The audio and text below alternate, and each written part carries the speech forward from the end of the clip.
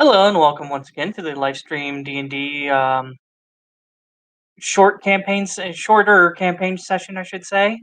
I am your DM Hesper, and we are running Lockdown in Dunreen. Tonight we're joined by Cados. Hello, I play Raine, the half-elf bard hexblade warlock. And Lani. It's me, Lani. And Feugy. Hello, play the Remy. And Aster. Hi, I'm Aster, and I play Ryan, the ninja noble ninja. The noble ninja. And Bubba.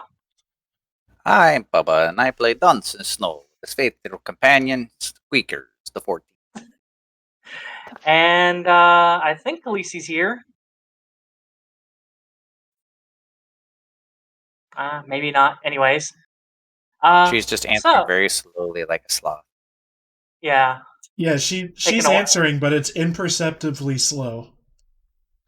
Oh, sorry. I actually had some sound issues. See, there it is. Hi, Khaleesi, and I play R, the occasional sloth. All right, so just vibing.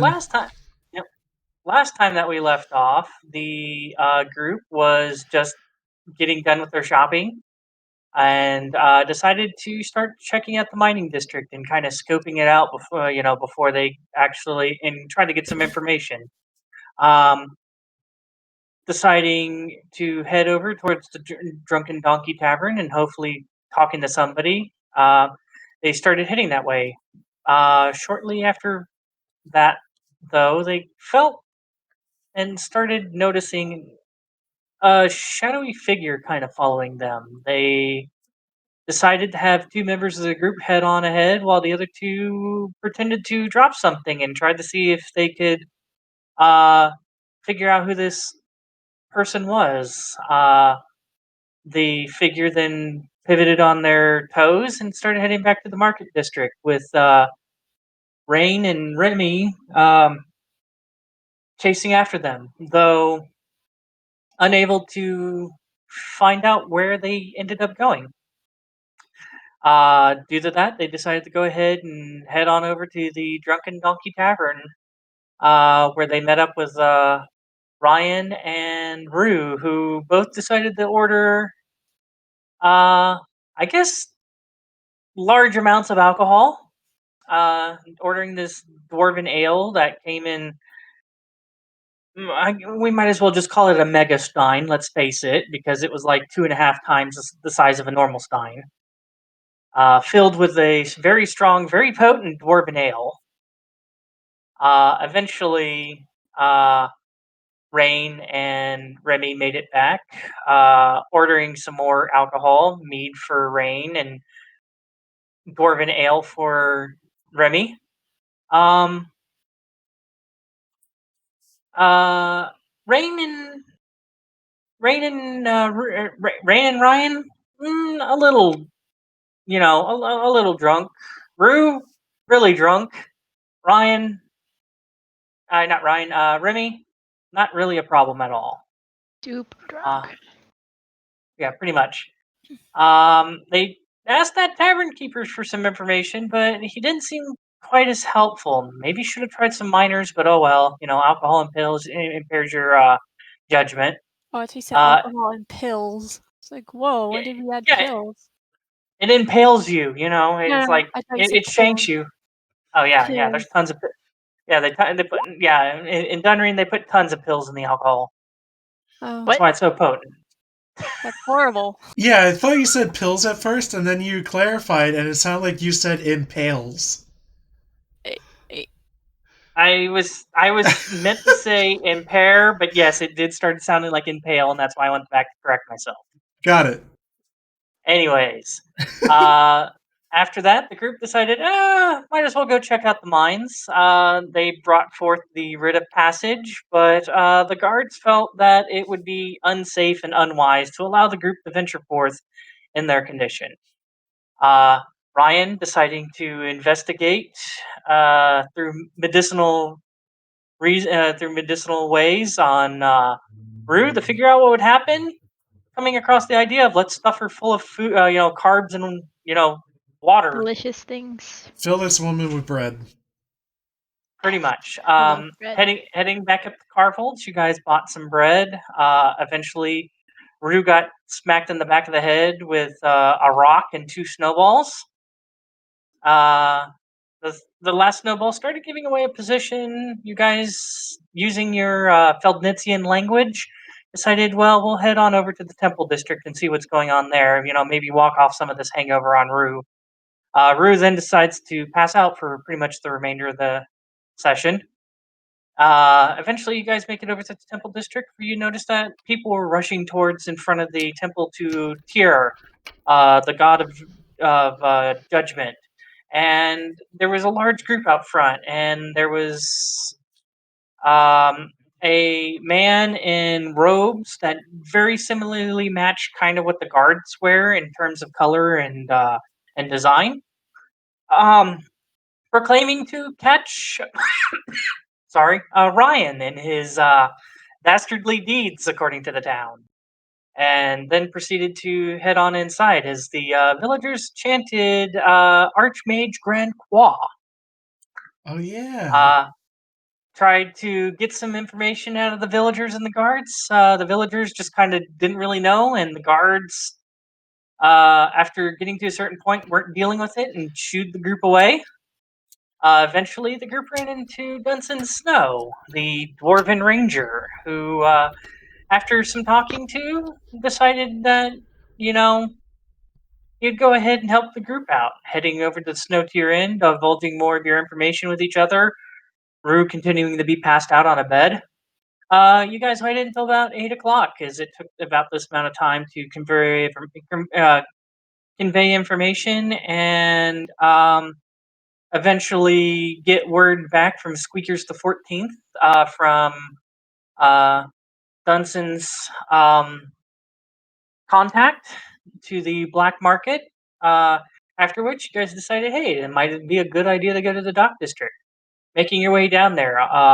The only one who really heard this was Raine. I heard kind of like a weird sound. Maybe a faint, distant popping. And trying to figure out where this possibly could have come from, looking every direction.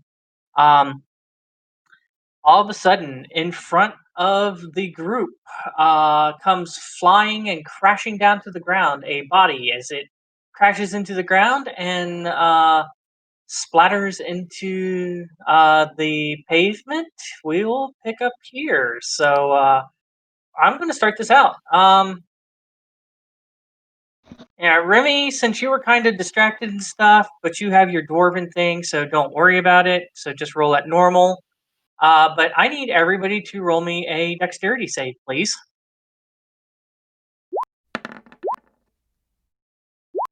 Ah, shit. Oh my well, God. it's a 1, so whatever.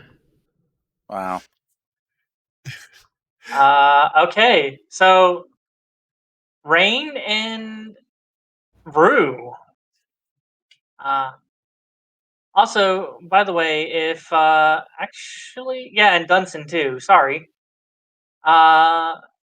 If somebody wants to, can somebody type to Bubba on how to change his name on here so it kind of matches the rest of how everybody else is What? on Discord? Oh, on Discord. I got it. Over I'll on... just go in there. Okay. Appreciated. Did you Yeah, say and you I'll- were? Huh? Introduce Feugy? I don't know. Maybe I just wasn't here for that. No, Feugy said Feugy's going to help Bubba out with the issue. No, I knew. I just asked him why, so he just told me why. Oh, okay, yeah. Yeah, I got a little thing alright. on the stream and video about so you can tell who's talking. Okay, I got you. Well, Yeah. that's what you just said. I was like, oh, okay. I thought I did something wrong with my roll. I'm like, what the hell? No. Anyways, no. So Ryan and Remy, caught off guard by this and unable to dodge. Some of the blood from the corpse flies up and manages to land on you guys. I swear I'm the worst fucking ninja. It's so The rest of you, It's not a whole lot of blood. It's just enough to just kind of like splatter on your clothes, a little bit on your face. But Raine and Roux, great. You guys managed to dodge, every little drop. Dunsen, very close. Just like this globule blood comes flying in his face, and you can see it in like slow motion. Him going, no. Is it like it just goes right past him? Oh, sweet. Yeah, wasn't a very hard dexterity save, but Still got two of us. As a reaction, did the body come off a tall building? Like, what are we noticing? Because I want immediately for my character, I want to scale wherever the hell it came from and see if I can find how or what happened. All right. I want to go into pursuit immediately. If you want to do that, I need an investigation check from you. Investigation check. Oh dear God. Investigation, of course. Fuck. So I can't look. Okay. Yeah, it just looks like a body imprinted into the snow. By the way, while you're kind of down there, kind of looking around the body and stuff like that. No, I don't care about the body. I'm talking about if it came from up above. Sorry, go ahead. I'm telling you from your investigation check, you're trying to judge on the trajectory of this body, and you really can't tell looking at the body on how it shifted the snow around. By the way, as this happens, and not super close, but close enough to notice this, you notice like not an elderly, but an older woman and her child. She's covering the eyes of her child, and she is fucking screaming. She's just like, ah! Can I take a look at the body and see if I can discern what caused his death, or if he was dead before he hit the ground? I'll need a medicine check then. No! Are you kidding me? Get them all out of the way. You, Raine and Dunsen, it's your turn next. From a 10, I would say that you kind of feel like this body was already. You don't know how quite, just because of your. I mean, it's not because you rolled a 1. You just absolutely fail. Yeah. I'm not rolling that because it's just not fun. From a 10 though, you have a pretty good feeling that this body was either dead or like very close to dying, like within the next hour or so. That's about all you can glean from this. So Hesper, just to clarify, you know that what I was doing, I care nothing about the body. If it fell off like a roof or something, no, I you're wanted not to go caring about you're not caring about the body, but you're trying to figure out looking around the body, the trajectory of how the body landed, and with your investigation check, it's just like it came from somewhere above. That's about all you could glean from it. Okay, could I go on top of the building to see if there was anybody up there that dumped the body, or I can track anything? That's what I was wanting to do.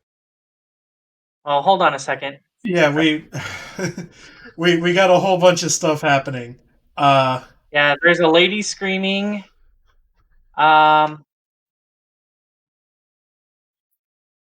There's like a lady screaming, and then as this screaming happens, Roux, you're still kind of at a disadvantage because of your whole entire headache thing. But anybody who has a passive perception, who hasn't done anything with the, trying to figure out the body, that has a passive perception 16 or higher, can you let me know? Me. Passive You? Okay. perception 16 or higher? Yeah. Oh, where is my passive perception? It's underneath your skill. Yeah, it's higher. I do as well. But you were checking the trajectory of the body, so I'm only looking for people who weren't doing anything with the body. Yeah. I can do that. Yeah, so go ahead, Ryan. Okay, so both of you kind of hear off, not too terribly far away. You hear, crunching footsteps in snow, and it's rapidly, like, it's rapidly approaching you guys. As this lady's just like, ah, and just kind of has turned and started running from you guys. Shortly. Okay, you know what? Guards! We got a body over here. We need help. Shortly after, okay, hold on a second. This is what the captain told us to do when we're in yeah. trouble. Yeah, Bubba, go ahead and roll me a stealth check since you're wanting to scale the building. And you're trying to, okay, give me a second here. Alright, so you guys kind of watch Dunsen kind of like scaling up the building. You guys are like, okay, I guess he's just trying to figure out what's going on up there about the building. These guards, all of a sudden you notice like turning around a very close alley and looking at you. It's like 4 guards. As you guys are like, oh, guards! Like after this lady's been screaming for a while. And by the way, Roux is kind of like down there staring at the body and stuff like that. Ryan and Remy have blood on them, and these guards come running up. They see this. The 3 of them have drawn swords. The 4th one has a crossbow, and the one with the crossbow seems to be holding something up to his face. He seems to be doing something. And we know the what other that 3 is. the other 3 that are running with the swords come running towards you guys, and you guys hear different things. You hear one of them, put your hands above your head now, now. Another one's like, get on your knees, get on your knees. Another one's like, get on the ground and put your hands in there on top of your head. So you're like being told to put your hands above your head, hands behind your head, on the ground, and on your knees, all by these 3 different guards doing the same thing. I would like to raise my hands above my head, get on my knees, and ask, hey, can we talk? I just want to start wiping the blood off my face with a rag or whatever I have handy. Okay. You kind of do that, and as you're moving your hand, the guard's like, stop moving, do what I said. They're just like I said, it's just very confusing with all these different orders that you guys are being given at the moment. Give me one quick second here.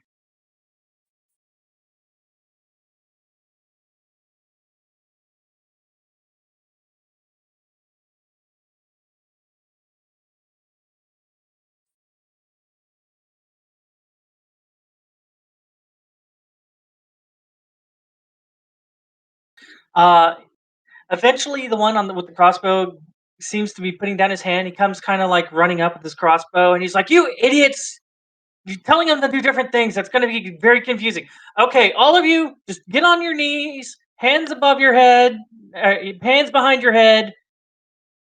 I comply. God. Yeah. I'm already on my knees, but I'm gonna raise my hands. Well, you were kind of like kneeling down, and you just kind of shift away a little bit, and then get down on your knees, kind of, okay, I'm sorry.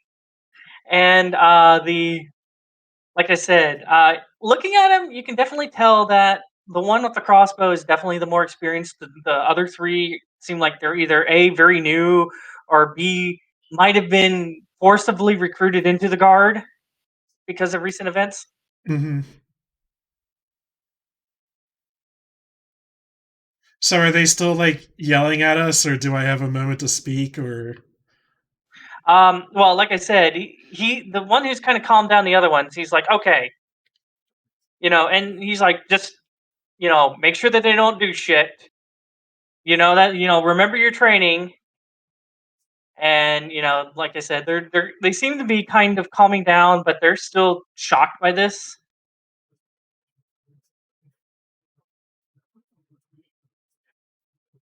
Hi, yes, can we talk? We've been acquainted with your Captain Geralt already. And I was the one who shouted for the guard presence to begin with. Okay. Roll me a persuasion, but roll it at disadvantage because, yeah. I need a disadvantage persuasion check from you. I'm sorry. Hey, Hesper. Actually roll it flat because you did mention Geralt. Yeah. Hey, Hesper. I've noticed that I have a little icon next to the inspiration on my character sheet. Is that intentional? Yes. Okay, just wondering. I don't think I'm going to use it for this, but... Well, it's kind of, you rolled, you can use it to re-roll a roll. Yeah. Okay, 15 still seems suspicious of you. They don't seem to be letting up the weapons. The guard goes, okay, I know Gerald to some extent. He's not my captain, but anyways, I do know him to some extent. I do know of him. But that still doesn't, that still doesn't explain why we heard the lady. Like I said, it probably took like she's probably screaming for like a good 2.5 minutes or something like that before they even heard you started yelling guards.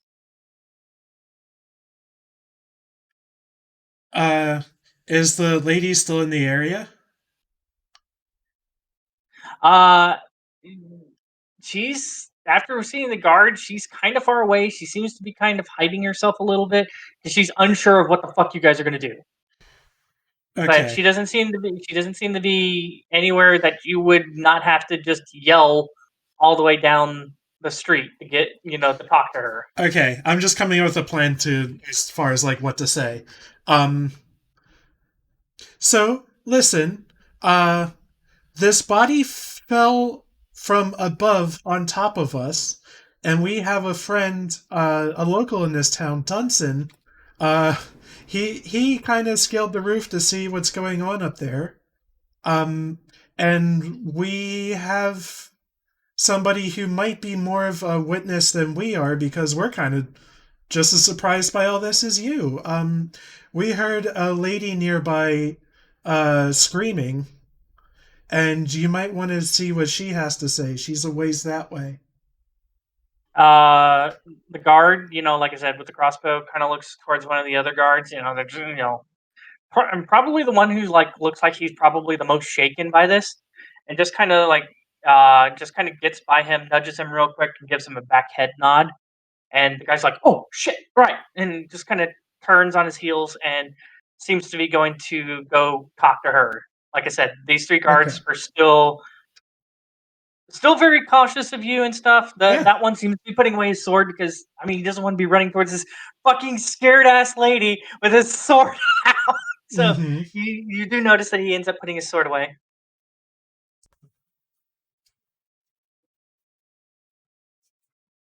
The guard, like I said, the guard kind of looks at you and he's like, Dunsen. No, name's not really ringing a bell with me. Must be somebody I don't know. Anyways.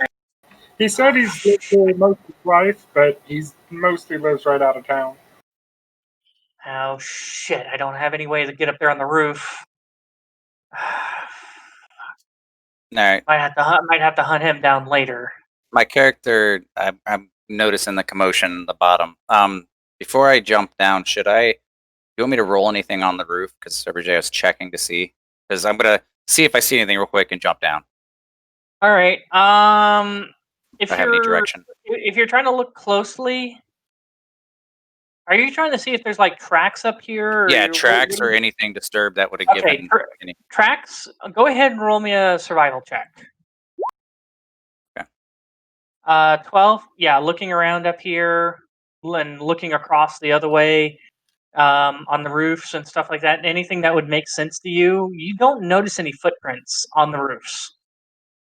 And knowing this area and stuff like that, you know how hard it would be to scale roofs and stuff like that without leaving footprints. So I would say that you probably have a pretty good feeling that no, it wasn't the roofs.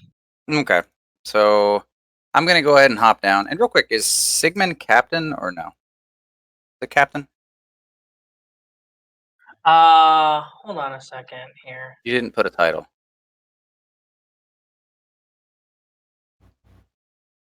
Hold on a second here.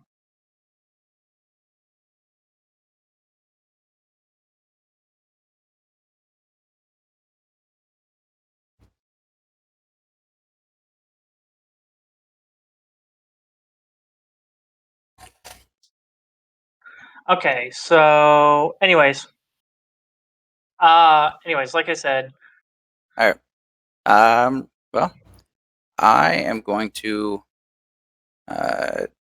jump down, and 1 second while I do that. okay.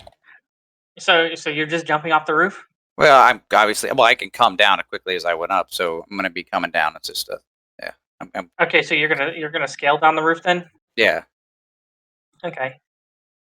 Let's see here. Hold on a second here.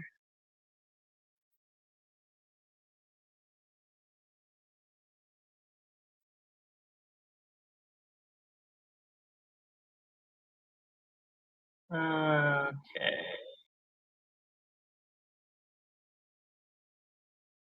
Yeah. Yeah.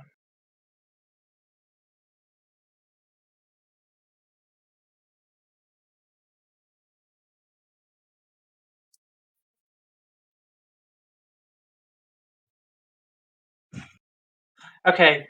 So with the way that they're positioned and stuff, you start scaling down the roof and stuff. They seem to be paying attention to these. Like I said, to the other. Okay. I'm guessing you're gonna like make your presence known, like hey or something Yeah, like that. on my right? way down, I'll just say exactly what I'm saying on my way down, so it draws their attention. I'll just be like, "Oi!" I said, "I am Dunsen Snow."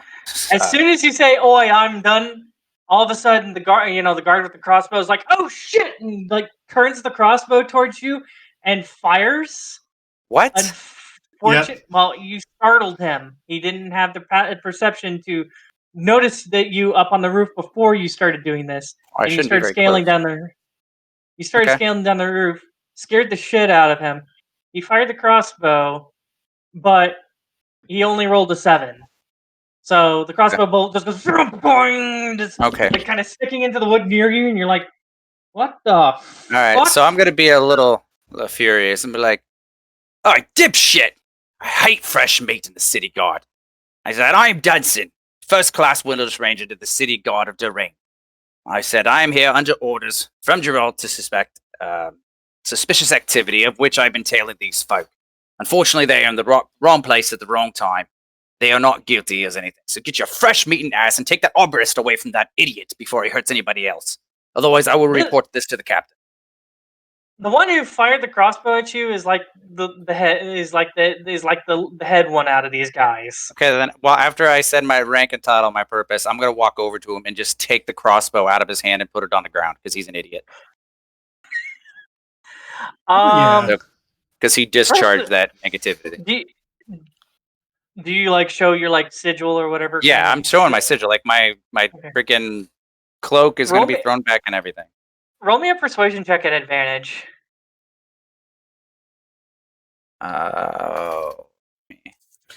Ready for the snake eyes. Ooh.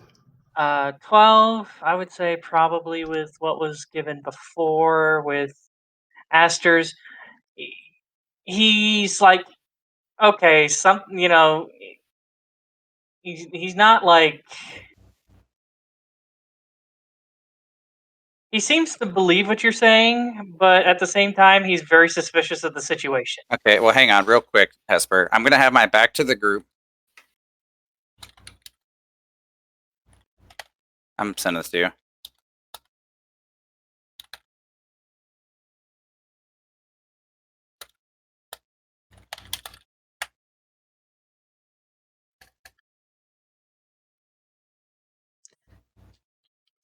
Okay. Yeah. Showing your rank and stuff like that. He's just like, okay, I I believe your station. Yeah. Lani, fine. Yeah, no, I didn't do that. So I let him know, but I still like the idiot that shot at. He's either putting down his arbalist, or because he's really tense right now, or I'm taking out of hand and putting it down. Because I let him know he's an idiot.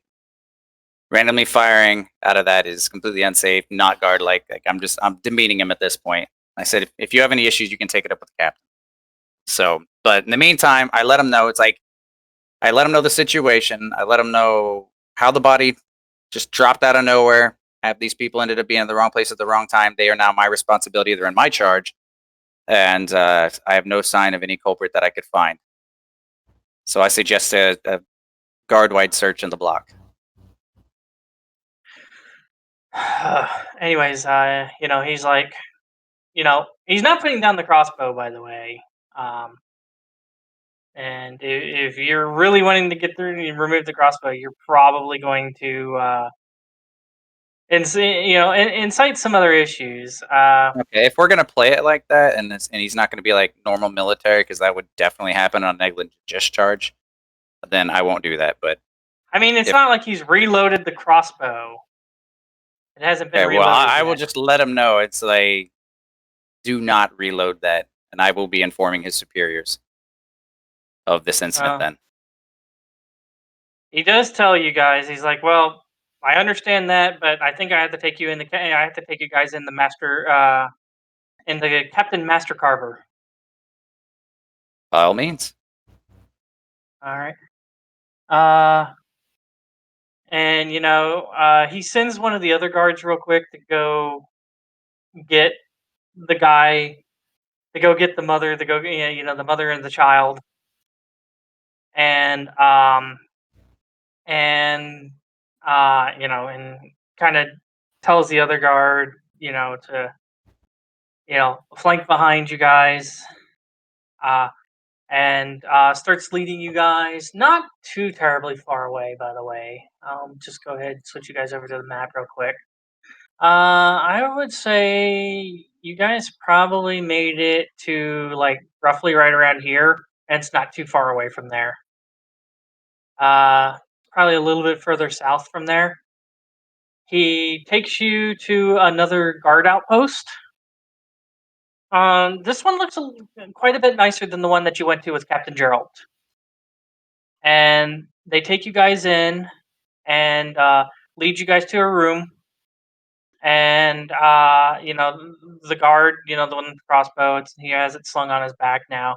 He tells you that Captain Master Carver will be in shortly, and goes ahead and closes the door. Probably about 5 minutes pass, and you notice the door open, and this hulking frame in the head you can't see because it is above the door frame. That's the duck under, and then stand back up. It is this massive giant Goliath.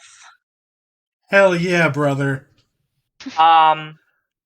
Unlike most guard uniforms, he seems to have taken the sleeves off of his guard uniform, and you can see sort of like these like tribal-esque Goliath tattoos running all the way down his arm. He has a couple on his face. Head's shaped completely bald. And no facial hair. Couple scars here and there. Looks like this guy's definitely seen some shit. And he seems to be. As he's walking in, and you guys look at him. You notice that in one of his hands, he's holding like a tankard. He's drinking on the job. You gonna tell him not to? Well, it's just stating a fact. He's drinking on the job.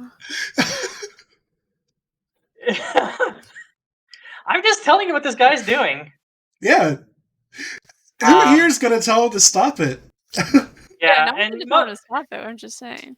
And most of the guards that you've seen around here and stuff like that, you've seen them. They like have swords, shields, an occasional like heavy crossbow, like what Dunsen has. This guy has a big ass fucking giant like steel maul. Okay. That the ends of the hammer are shaped like skulls. Yeah.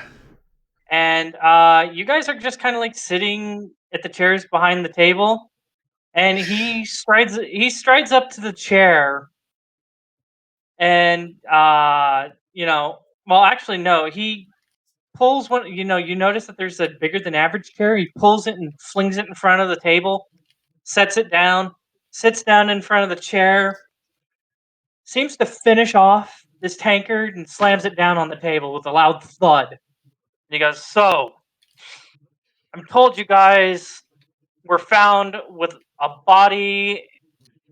God damn it. Hey, Clyde, get in here." And you notice, like, the really shaky one or whatever comes to the door. He's like, "Go get something to clean off their damn faces."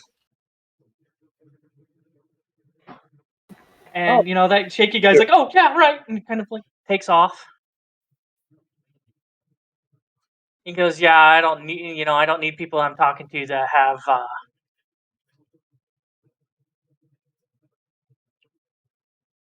hold on a second here. Do I want to tell him I can clean my face off with magic? That's totally up to you." Anyways, it takes not very long for him to come in with a couple of rags, and he like puts them on the table, and you notice Master Carver just kind of look at him, and he just kind of lets out a little like, and just kind of like fucking skitters away.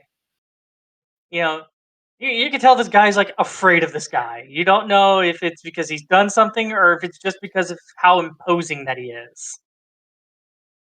I would like to prestidigitate my face and clothing.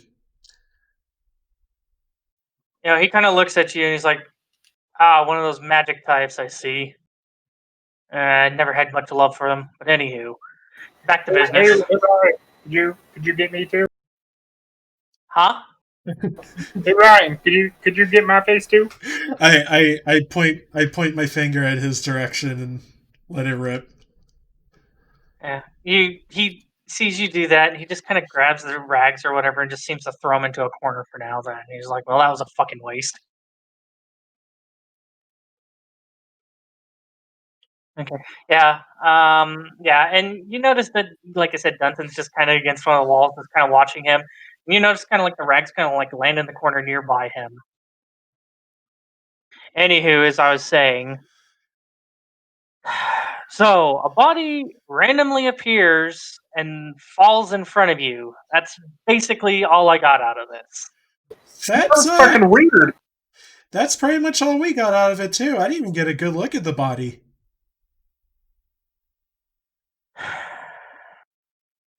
Well, I have guards there cleaning up the scene. And told them not to touch the body physically. From what I understand, it's a goddamn mess down there. I knew this was a night that I should have had more than one. He kind of looks over his fucking tankard. Maybe we can all go for another one after this. What do you say? Anywho, he's just kind of like what it seems like one of those that he's just kind of like done with this shit. He just wants, things to just kind of go back to normal. He, just kind of like this is like very aggravating for him. Yeah, I bet. Either wants things to go back to normal or be able to find out who the fuck is doing this shit so he can go smash some skulls, basically. Mm-hmm. He seems to be very easy to read in that regard. Do bodies normally fall from the sky here? I don't know. What do you think? He says it very sarcastically, by the way. Well, I don't think it's very normal, but I'm not from this town, so maybe it is. Seems to be getting to just kind of that point like, great. What did I just get myself into? Alright, so how's this? I'll give a little bit of an explanation. We are basically the royal family of Feldnitz. Feldnitz, yeah, there's 4 of you, brother, sister, weird short brother. Got it. Yep. I've already heard a report from Gerald. Yeah, we're investigating the plague here as part of figuring out a trade problem. So, what we'd like to know is, using your resources, is there anyone in particular you can think of who would have it out for a group such as ours?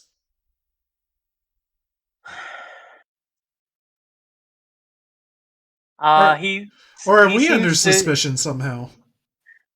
he seems to just kind of lean back in the chair, kind of puts like one leg up on the table and the other one up on the table. And he seems to be sitting there, scratching his chin, kind of thinking. And he's like, I can't, I don't know much about you guys, so I can't really say who I would know who would possibly be after you guys. But after having a body randomly fall right in front of you, even though Dunsen over here says it wasn't you guys, seems to still make things quite suspicious to me. Yeah, and I get it. I know what it looks like.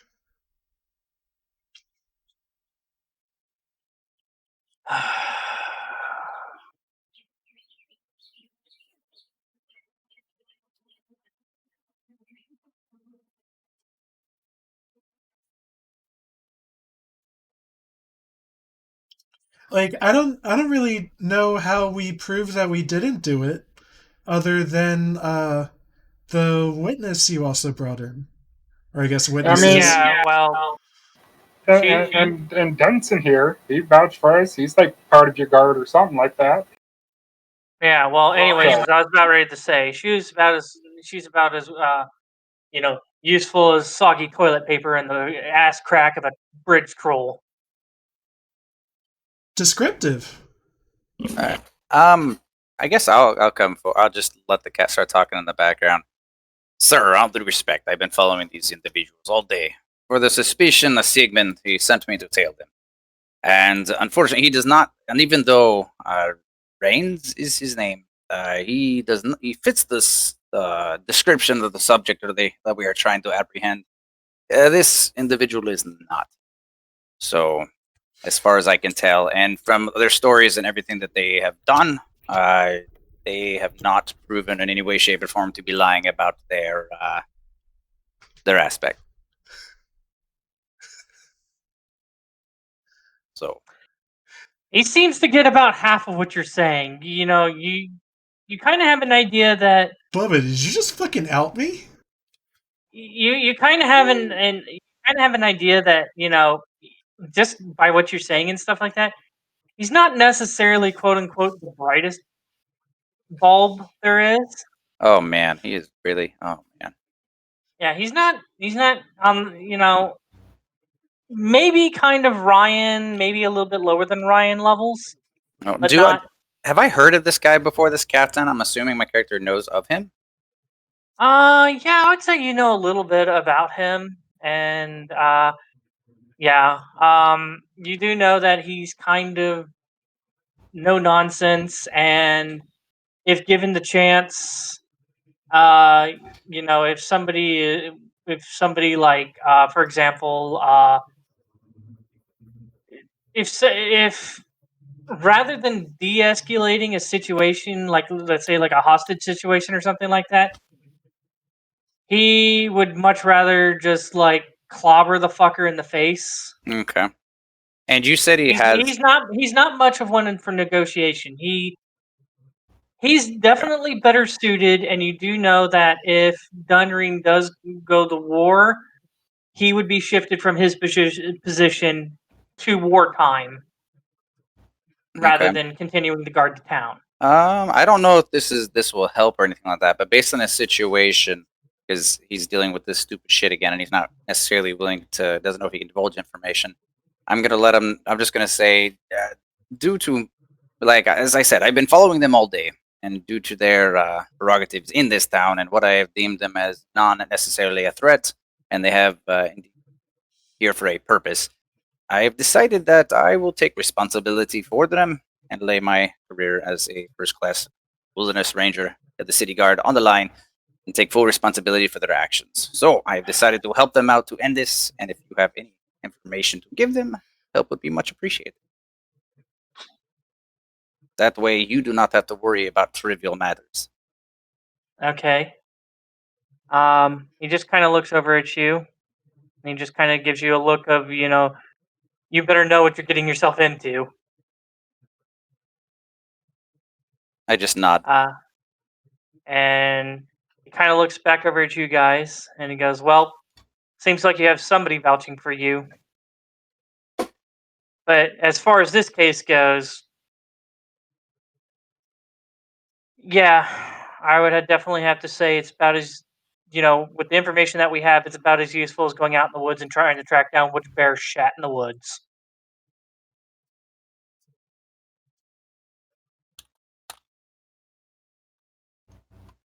Basically, they're telling you with the situation with the body falling and stuff like that, they have no idea what caused the body to fall. The only thing that they know about the body, Gravity? yeah, Hmm. yeah, definitely blunt force trauma is given towards the reason why the person's dead currently, and that would have to be a forceful impact from falling, but it does not look like that there was any struggle given to the body to throw it. So he was just kind of let go off of something, and like he was still alive when it happened, or was he dead? Well, okay, I'll ask him. So about the body, any specifics you can tell us? Like maybe how he was killed, or whether he was killed before or after, or during the fall? Probably about ready to die anywho when he was dropped in front of you. And I don't know, dropped is probably too generous of a word. Who's the Vic? Someone you recognize? No, he doesn't. They don't recognize him. They do tell you that he does tell you this. The person seems to be the body seems to look like one of the farmers from the outskirts of town. Okay.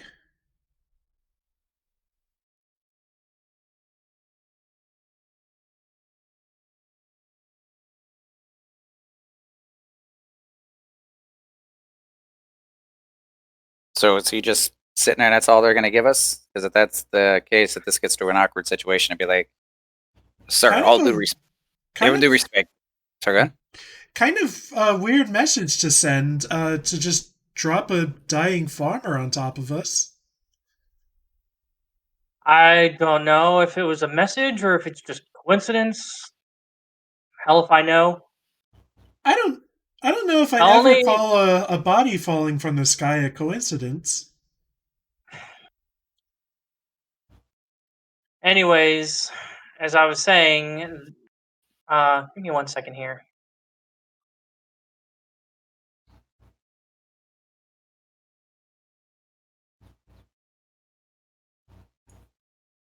Anyways, like I was saying, he goes, yeah, I'll probably go ahead and go with that. He tells you guys the only the only thing that I can possibly think of is that there's magic at play. Of course, that's me. I generally tend to be biased about this shit, especially when it's something I don't understand. I always blame somebody who uses magic. I don't trust magic users. Nice of you to He's open up definitely to keeping us. an eye on you. Yeah. What about that archmage? Do you trust that archmage fellow? I trust him about as far as I can throw him, but at least he gets his job done. Has he always worked for you guys? I don't know if that Uh, comparison really tracks. I mean, you look like you could throw him pretty far if you wanted. all right. Well, let me put it this way: probably about as far as you could throw him. How about that? Fair enough. But anyways, as I said, he gets the job done, and he's been here for a long time. He's been here longer than I have. Hasn't always been a archmage. Hasn't always worked for the city guard. But as soon as I've gotten here, he's been working. He was already working for the city guard. But generally, he's not called for his services unless it's a major crisis with a good lead. So he's more of a consultant? More of a private, not so private eye. City detective. That's Archmate. I gotta get up With too. his You want to just own- take 5? Okay. Oh, sure. Okay, yeah. Let's just take 5. Okay.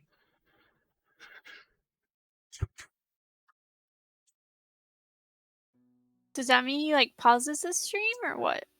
No, the stream's still running. Oh.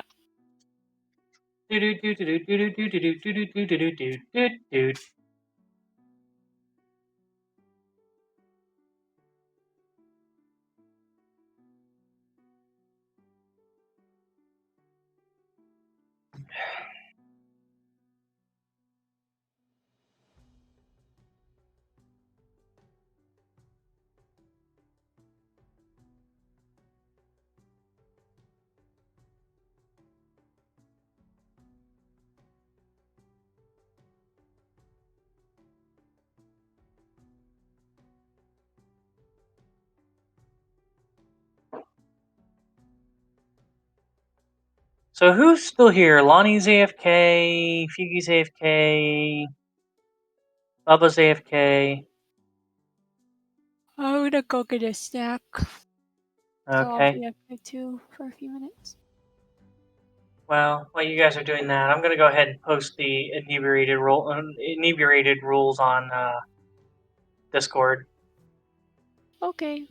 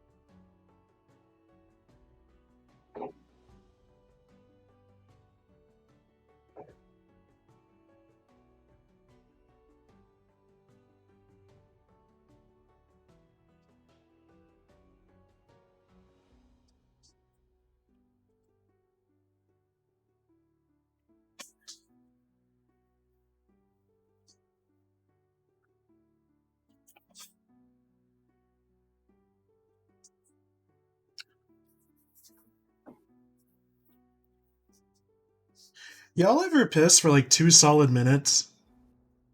I think you and me are the only two that are here. I just got back to a Just very got back, okay. interesting conversation. Unless I'm like holding it in all day, no.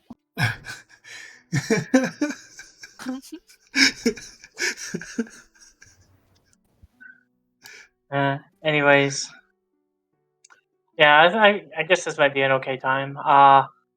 So did you guys kind of look over some of the stuff that I put on in line and stuff like that about changes that I'm thinking about making and stuff? I mean, you already told me about the booze. Yeah.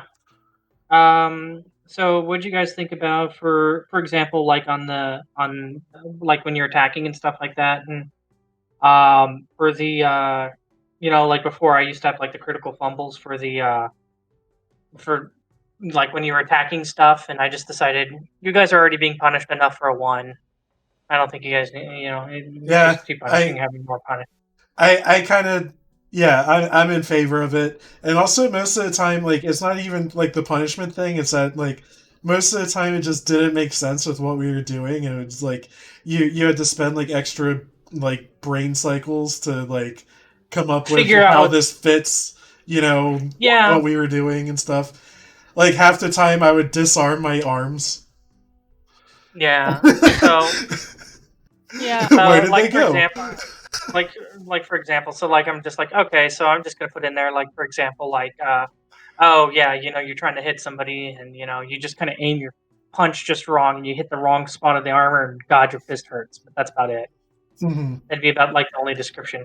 And then I think I'm going to try it out in this campaign if we ever get into combat. But the critical rolls for the damage table I've kind of changed. Instead of rolling 2 die, basically what you're going to do is you're going to roll. It rolls the 1 die for the normal damage, and then it just gives you maximum on the second one. So, as an example, could you run a kind of a visual example? Yeah, a longsword 1d8. You swing the longsword, critical hit, dun. You do 1d8 plus 8 plus your modifier plus any other bonuses that you have to it. So, let's take for example Remy and raging and stuff like that. He'd hit it. That'd be 1d8 plus 8 plus 4 plus 2 for raging. So instead of rolling the second dice, you just get the maximum amount for that dice. Correct. Okay. And it makes it feel a little bit more crunchy and better instead of like, I know like sometimes you guys are like, yes, critical hit, but our old snake eyes. True. That one I feel like I can take or leave, but I'm all for the booze changes and the loss of the combat table, whatever.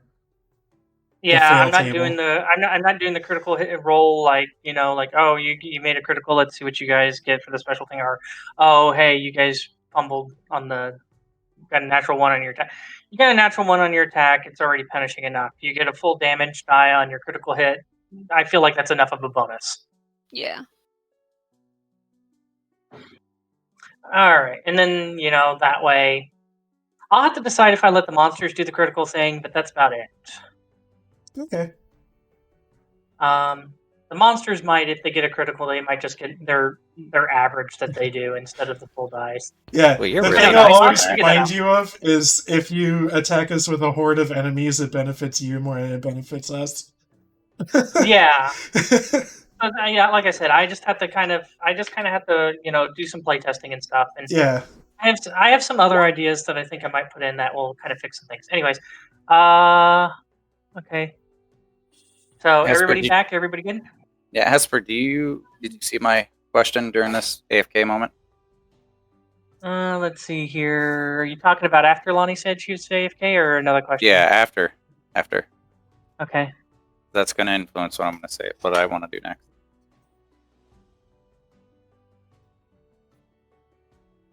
Give me one quick second, and if everybody's here, we'll pick right back up.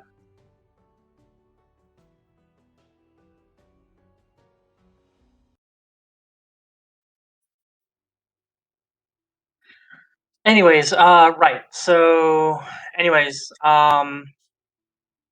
yeah, he just got done explaining magic. He kind of feels like magic's at play, but of course, at the same time, he blames it. He doesn't quite trust Grand Qual because he's a magic user, but he seems to get his job done, so he just kind of lets it go as it is. You guys asked him for how long he was there. He told you it was longer than he's been there, in the city guard, and I think that's where we'll pick up. Okay, we did have a little bit of an awkward silence for a bit, not much going on. So with that silence, my character is going to say, sir, all due respect, we do have a couple leads that might help out the situation that we need to check out. Unless you have any information, I would like, as I said, take these individuals in my charge and be able to check out these leads without hindrance from the guards. He just kind of waves you, he just kind of, waves you, and he's like, I'll tell my guards. That's all I can promise, because that's all I have control over. Much appreciated.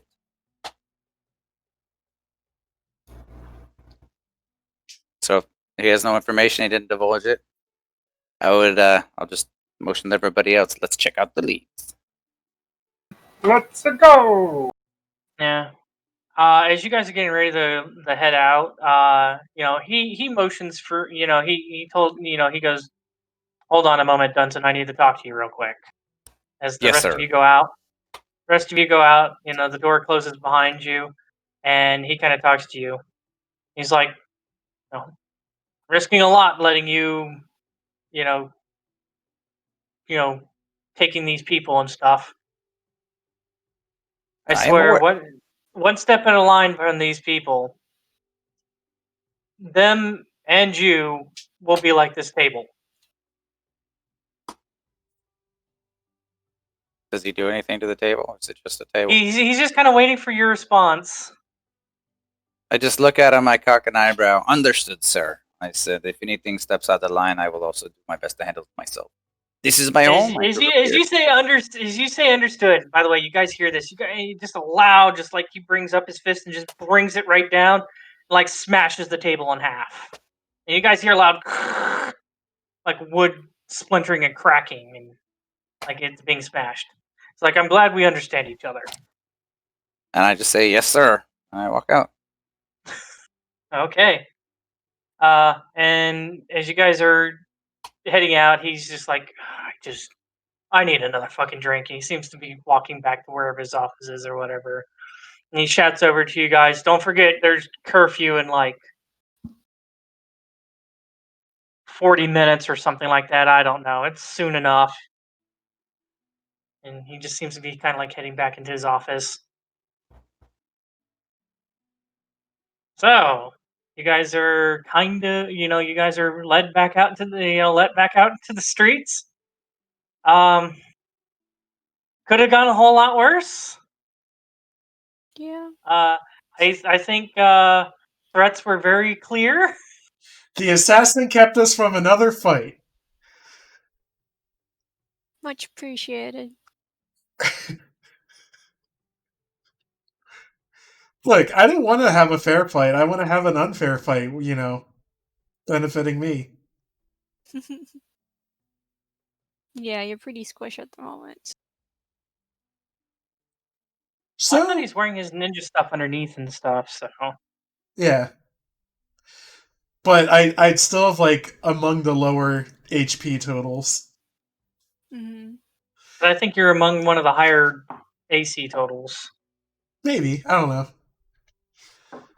I don't know what everyone else's AC is. I just remember it being a thing that I was low health. Anyway, I don't seem to remember you telling us you were, what was it, a first class ranger guard? And I keep walking, and I just say, that's because I did. Well, thanks, I guess. That's because I didn't. Just keep fucking walking. You're welcome.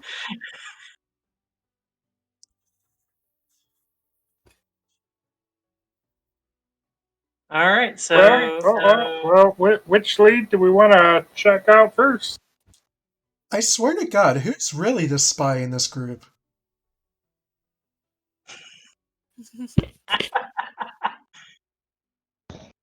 Has it been the next day, or am I still like slightly drunk? you guys haven't taken a long. You aren't. Said like You a real aren't inebriated anymore. You're just kind of hungover right now. Is it the next day yet? You're just dealing with a headache. That's about it. You're just kind of like, oh, fuck this shit, and fuck that Master Carver for being a loud fucking Goliath. My fucking head hurts. Why'd I do that? Okay. That's basically your position in life right now. I propose that we go back to our inn room and take a long rest because I'm fucking dying here. Yeah, let's all go back to the inn like good little boys and girls. Eyes the let's meet curfew. the first rank, first class guard in our group. Could take does the long rest have to be like 8 hours? Can a long rest be like 4 hours and then we go into like leave the inn at midnight kind of thing? A long rest is 8 hours. Wow. It's Big a night's snooze. sleep, basically. It's a good night's sleep. D&D really likes to promote good night's sleep. Well, that's if you want to, and It's mostly to it's there's only a few races that don't follow that rule, and I think that's the Warforged and the Elves. Mhm. That's because they have weirdo sleep rules. Yeah, elves like meditate for what, like 4 or 6 hours or something? Yeah, they meditate for 6 hours, and Warforged just kind of sit there and kind of standby mode for 6 hours. Hmm.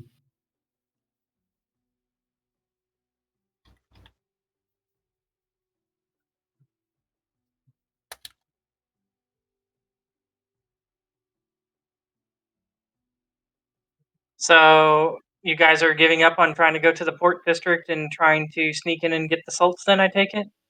Well, I mean, I'd still like to get the salts, but if Lani's, I would It's hate to not lose it's her. it's not it's not affecting her character other than her passive perception. Because Okay. she's thinking about this headache. That's it. Okay. Okay. Let's just go get the salts real quick, and then we'll leave. We'll go to the inn. Okay. Yeah, there's that. She's a little grumpy. That's about it. That's my usual state of being. Mm-hmm. Well, grumpier. While we're walking, because my character does not feel the need to keep anything back, I'm kind of still in front of the group, but I just talk to myself, requesting, like, this is Dunsen, requesting special permission to extend curfew extension to the group, which I am now in charge of. So I send that. I say that. So Okay. It takes a little while, and eventually, one one kind of like a it takes a while. It seems like your message is kind of like being eventually circulated to the right one. okay, And that's fine. eventually a message comes through, and it sounds kind of like this like whiny kind of voice. Like, doesn't really sound like possibly one of the guards. It might be like like possibly like a bureaucrat or something like that. It's like, yes, I'll need you to stop by and fill out form 16B/32C Appendum D, and that'll probably take a week to get clearance for. So, especially with everything that's going on. So, and I'm closing up here pretty soon, so it'll have to be tomorrow before you can come and fill out the forms. Okay, I don't even respond. Like, fucking politicians. Fucking bureaucracy.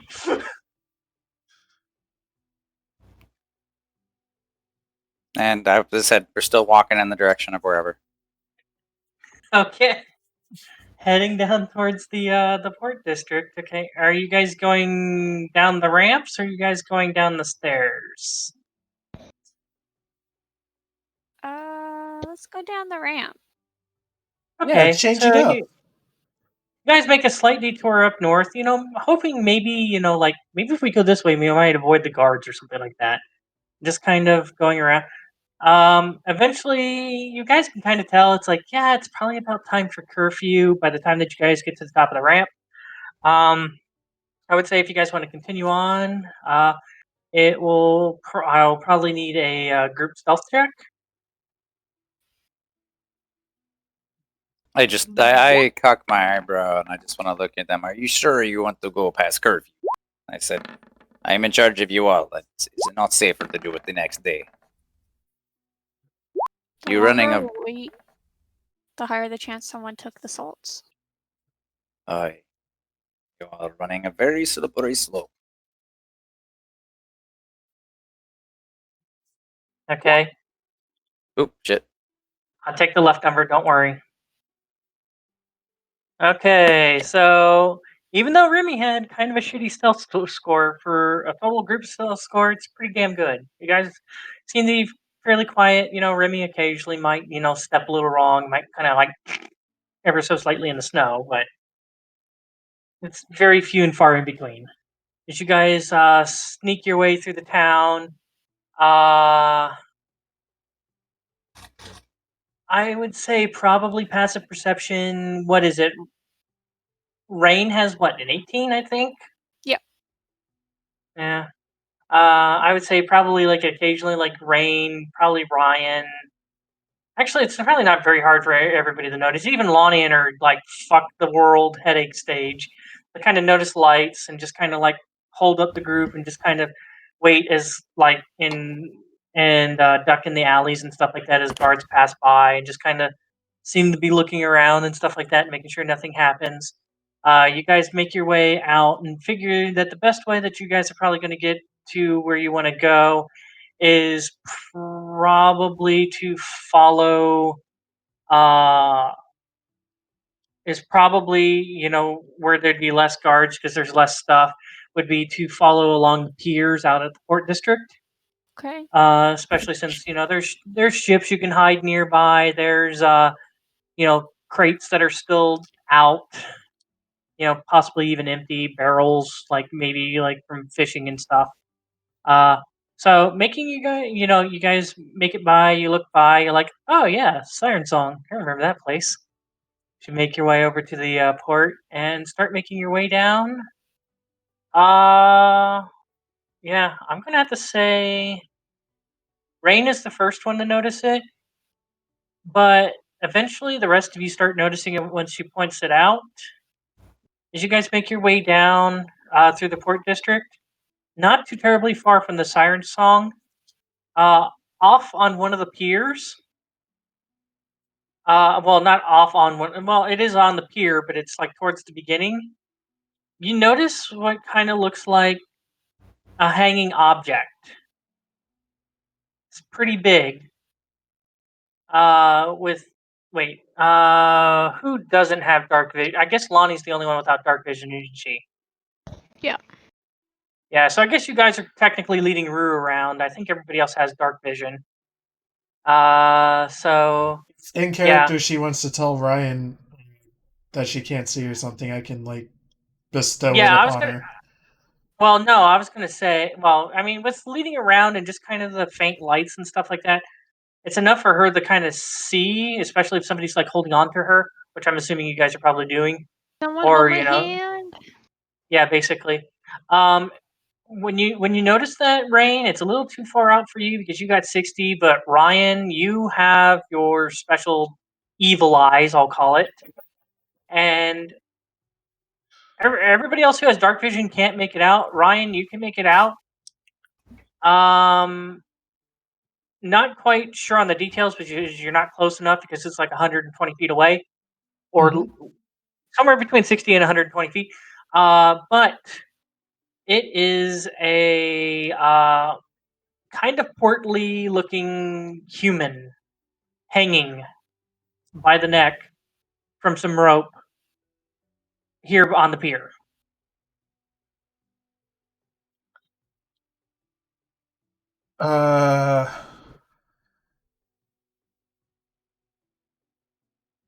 Is it past curfew? It's past curfew. I think that's why I had you guys roll stealth checks. You guys are going to ignore it?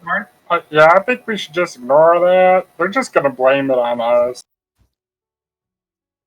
So you're not even going to go up and kind of like investigate it or anything like that real quick? Just going to completely and totally ignore it? I think we should investigate. Let's take a vote. Let's take a quick vote. Who votes to investigate? Type it in the chat. Type 1 to vote for investigate, 2 to leave it alone.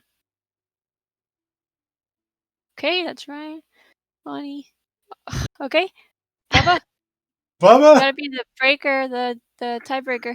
Son of a bitch. Somebody else has got to. If I do this, somebody else has got to do it. I got a shitty investigation. No, well. That's fine. We're just taking a vote. Okay. Okay. So, I mean, not all of you have to go up there. Most of you could hang back or whatever and kind of keep an eye out and stuff like that. It doesn't have to be everybody going up. Okay. That's what you want to do. So who's wanting to go check this out? I do. You want to do it? Okay. But you have a headache. You're going to roll a disadvantage, don't you? You're right. No, she's not rolling. I told you the only thing that she's suffering is passive perception. I think the guard should... I think the guard in our party should at least accompany whoever's going to investigate. Well, while they're investigating, Hesper, For this Mhm. area, I don't know how big of a width is this. Because I would likely know most of the guard patrols. Obviously, I would know, right? While they're investigating. Sorry, go ahead. I mean, with current situation, you're wondering about how many patrols would probably be out and about in this area. Not how many. It's just like from my character knowing the city, growing up here, I would likely know which path guards usually take down this area because I'm wanting to set an alarm while they're investigating because it takes casting time of a minute. Generally, it tends to be very few and very far between because they just kind of let the sailors take care of it. They don't generally walk towards the piers, which is why so that knowledge, I'm not going to set an alarm. Okay. All right, never mind. They might make a couple passes, like 3 passes throughout the whole night by that area, but that's about it. They're more concerned with the buildings rather than the pier. Okay. All right. Well, I will go whoever's or be around them, keeping a lookout for whoever is going to investigate. But I am not doing an investigation check. Okay. Well, Lani wanted to investigate, so go ahead, Roux. Yeah. So is it just Roux and Dunsen, or somebody else? Yeah, I'm hanging back to keep an eye out. I don't think that we should have a big crowd all huddled around a hanging body past curfew. Well, you're technically sending out the one person who doesn't have dark vision. I just realized that. Okay, before she goes to give her dark vision, I'll spend a key point. It's 2 key points, but okay, yeah, okay, I can allow that. Okay. All right, so go ahead and mark off 2 key points. And Roux, as you start getting closer and you look at the body, I marked it off twice. Yeah, just okay, no, we're cool. We're cool. Yeah. Anyways, as you go and you look towards the body, you realize that you do notice this. You do know who this person is. Oh no! It's the guy who had the leisure. Oh, okay. Uh-oh. And looking around, it doesn't seem like that there's any foul play. You notice that there's a barrel tipped over on its side. You're assuming that he hung himself from the investigation check. And interesting. Can I check his pockets? No. Holy shit! Hey, he might have good stuff on him. I already picked his pockets, babe. Like, 4 episodes well, like ago. 2 days ago. Yeah, he might have more stuff now. You do notice hanging out of one of his pockets with your investigation check. You do notice a piece of paper. I'm gonna go ahead and snag that. Okay. All right. So you take a look at that, and there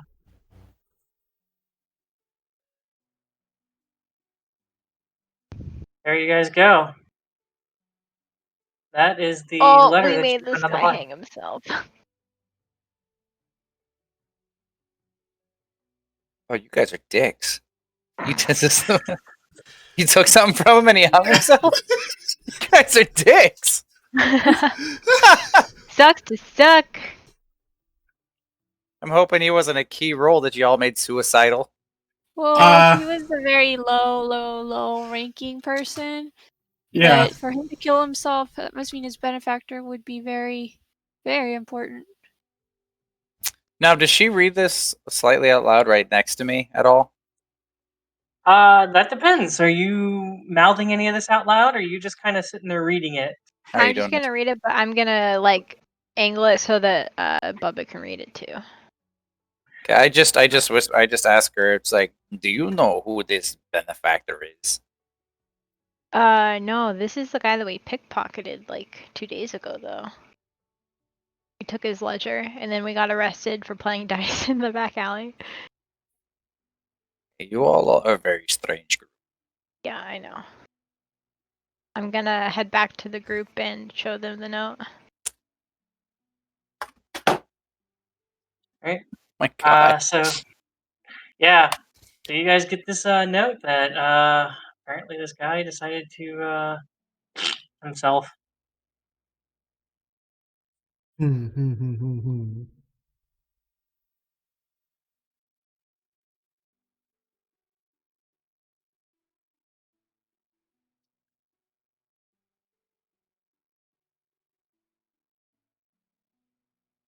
It was that guy that we stole the ledger from. Well, this is all quite grim. It makes me wonder if this guy maybe had something suspicious going on. Who do you think his benefactor was? That would depend on what we find in the, I guess, the rooms that the ledger is in charge of. That was bad wording, but you know what I mean. The ledger just showed where all the where the salts would be stored and all the stuff, right? Nothing else. It was like shorthand of like day and time and location, stuff like that, right? Pretty much. It wasn't super descriptive. It just pretty much dates, times, what was, if items were moved and stuff like that, where they were moved to and stuff like that. If it was shipped, when did they come in? Did they pay their port fee? How long are they staying? That kind of stuff. And it's all pretty much just kind of like very shorthanded. Generally, like items that are stored, rough approximation of like how much. Okay, so he's probably helping smuggle something into town. Yeah, it's my guess too.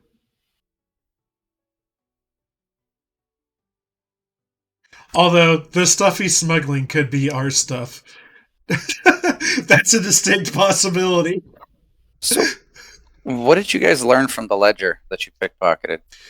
We learned what, I guess, like, storage unit contains the salts that we're looking for, right?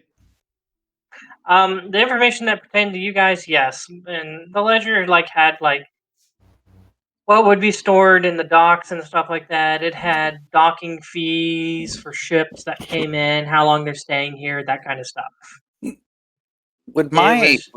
Sorry. Hmm? Go ahead. Go ahead. I was going to ask, so with me looking at it being a guard, would there be anything extra details that might stand out that I might be able to help with knowledge-wise? If that's the only thing that you would know of, is that eventually whoever this guy was would eventually lead back to probably like the highest one would be one of the members of the court. It would or would not? Would? It eventually, like whoever. Eventually, yes, it would lead to somebody who's the high, probably in the Jarl's court. But you're not exactly sure how many people it has to pass through before it gets to that person.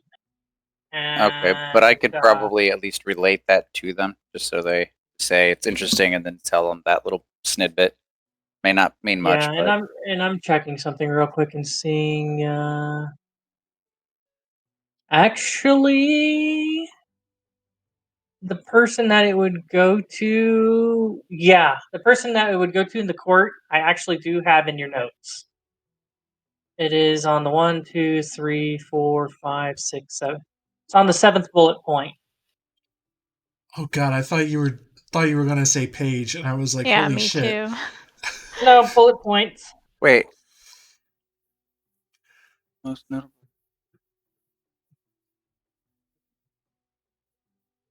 And I would know which one? On mine, there's like 4 names, dude. Yeah, it's the it's Ironhorn who it would eventually go to. Okay, so I guess I already asked them to look at the ledger. I'll just I'll just let them know, now this is interesting. The person who this is eventually supposed to go through is dead. Is the master of trade and commerce, the head of commerce and trade, Master Derafami. He's dead. Derafarmi Ironhorn. Oh, okay, yeah, sorry. Derafami Ironhorn, yeah. He is dead. So it is not longer going through him, but according to this ledger, it is.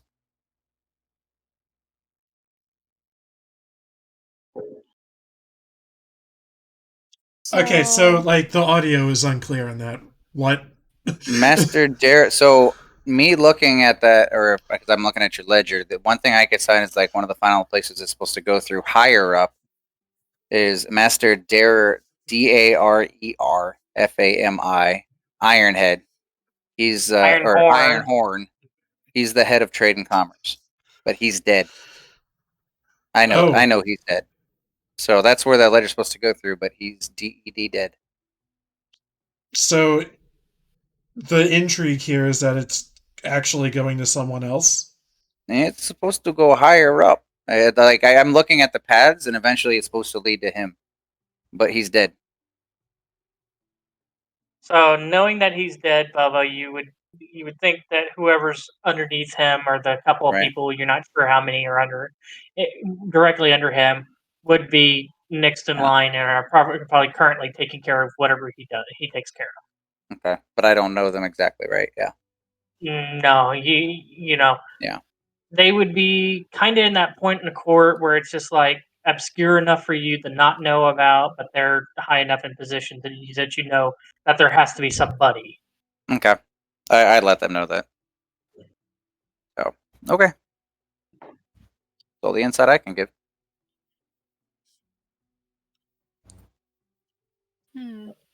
What do we want to do with this note? Do we stick it back in his pocket or do we keep it? Let's keep it. We should keep it, maybe destroy it. Yeah, I think we need to destroy it because we don't want it linked back to us that we caused this man's demise because he lost the documentation. Well, unfortunately, I do have the feeling that no matter what we do with this note, it's probably going to lead back to me somehow.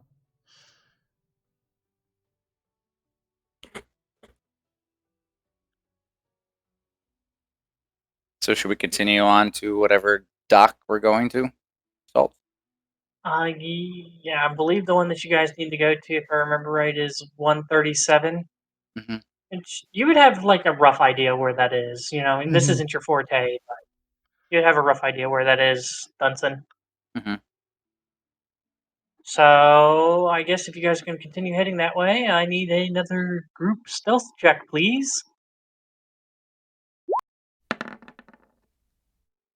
Oh God! Fucking shit!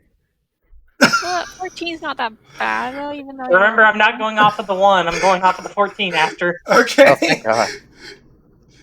Like, holy shit, my rolls tonight. Not quite as comfortable as you guys were earlier. Maybe a little like thinking too much about this ledger, who this benefactor could be, and stuff like that. Kind of throwing off some stuff. Remy, like I said, occasionally you'll hear him, as he steps in the snow wrong, and he's just like, oh, shit. But for the most part on the group, pretty good rolls. Eventually, you guys start making your way to the area where this storage unit or whatever 137 would be. You notice off in the distance 2 torch lights.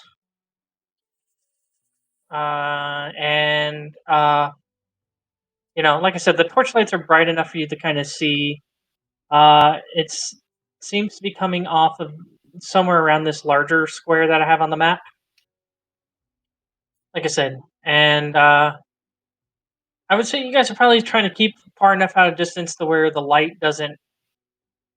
You guys are probably trying to stay further than 120 feet away. 120 feet away, because that's when you'd start registering to them basically that there's possible movement.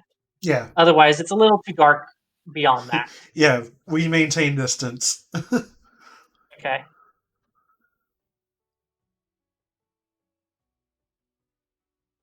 So, what are you guys wanting to do? So, are they walking or are they guarding something, like close by? The lights seem to be stationary. The torches seem to be stationary, at least at this point.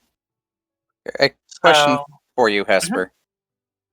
I'm assuming since this is docks, rats and mice should be a normal occurrence.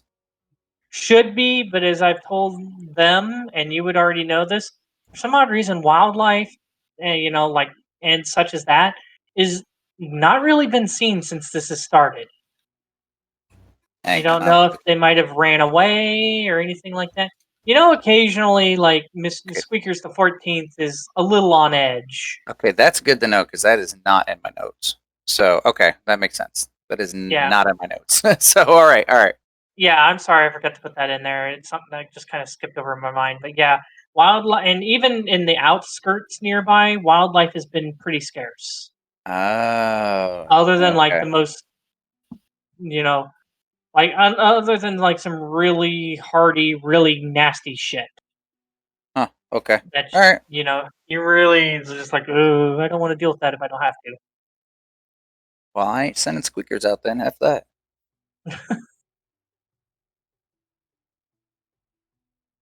Well, I'm talking about like in the forest and stuff like that, especially.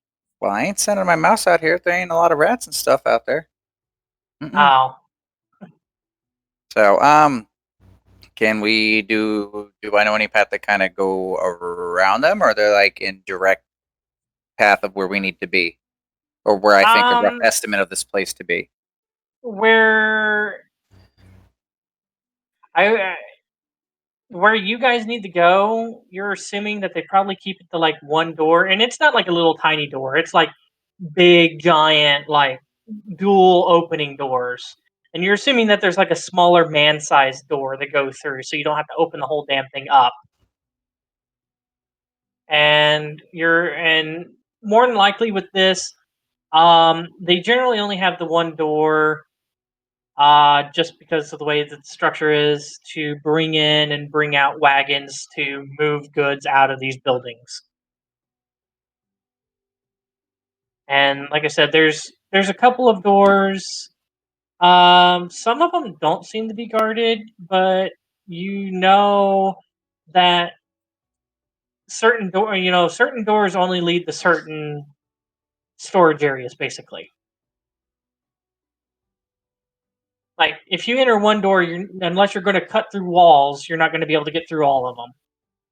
And do any of those lead to roughly where I think it is? Like I said, where 137 would be, more than likely, is kind of where these two guards are kind of standing. Okay. I have a plan. So,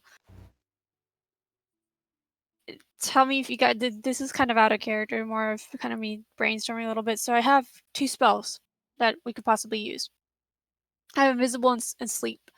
So what we could potentially do is we sleep the guards, and we have Remy and someone else strip the guards and wear that clothes, and then you guys stand guard while the rest of us go in there and look for the stuff. I will let you know this, because of the way that the sleep spell works, is that it only lasts for a minute,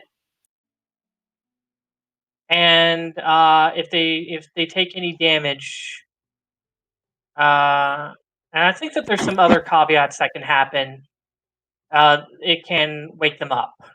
And also, it's risky anyway because you have to roll higher than their hit points, right? Yeah, you have to roll higher than their hit points to put them both to sleep. Okay, what about casting invisible on 2 people and knocking the guards out? Yeah, that's what I was thinking. Maybe descend from above and knock them out. How easy is that to do in D&D? Do I, if I were the one doing this, would I have to deal their full hit points to knock them out? Yeah, and you'd have to declare that you're doing it non-lethally. Yeah. Ugh. So couldn't him and Bubba do it if I cast invis so that they can both climb up unseen? Couldn't both of them kind of knock them out? I know my rules say otherwise, but I probably wouldn't need to be invisible to do it. Okay. What about Bubba? So we could potentially have like 3 people.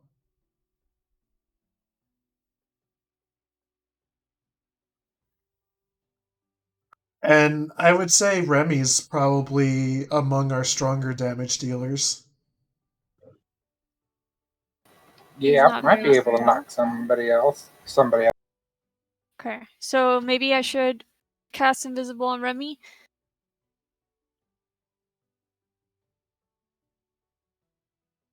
I mean, it's whatever you guys want to do. I'm just,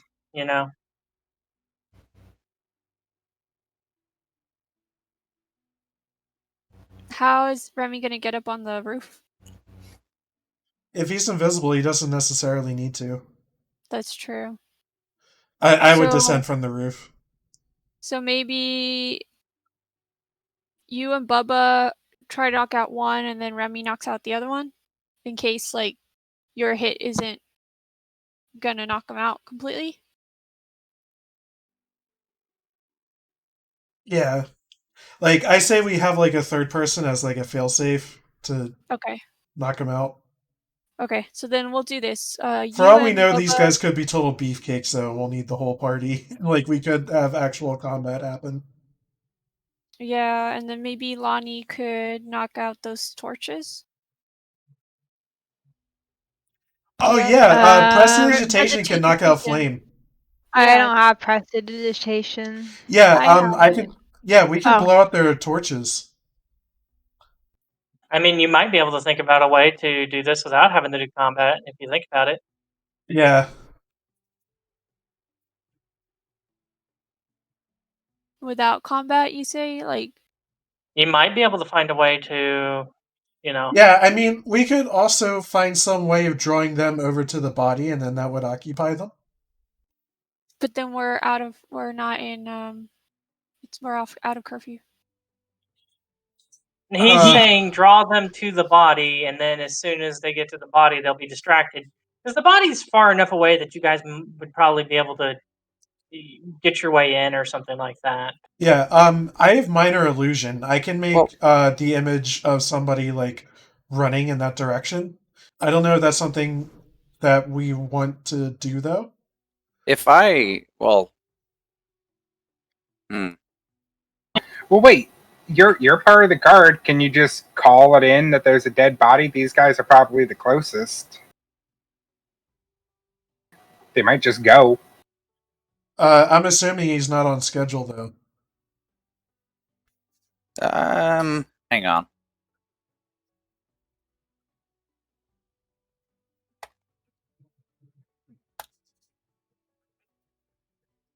Well, you do know that his message to ask for being out after curfew has been that he did ask to be out after curfew, and you did know that he did get a message from that one nasally sounding bureaucrat. He could say, I filled out blah blah blah blah blah form, blah blah blah. Yeah. Okay, let's do that. So let's have Bubba tell them that he found a body while doing his rounds, and he had permission to do extra curfew, and then we hide so that we can get to the door. Hang on, Hesper, did you see my thing? Yeah. That should be a safe way, right? Okay, well, I'm gonna just say I got credible intel. Because obviously they know I communicate. So I'm gonna take out the crystal and say, this is Dunsen Squeakers.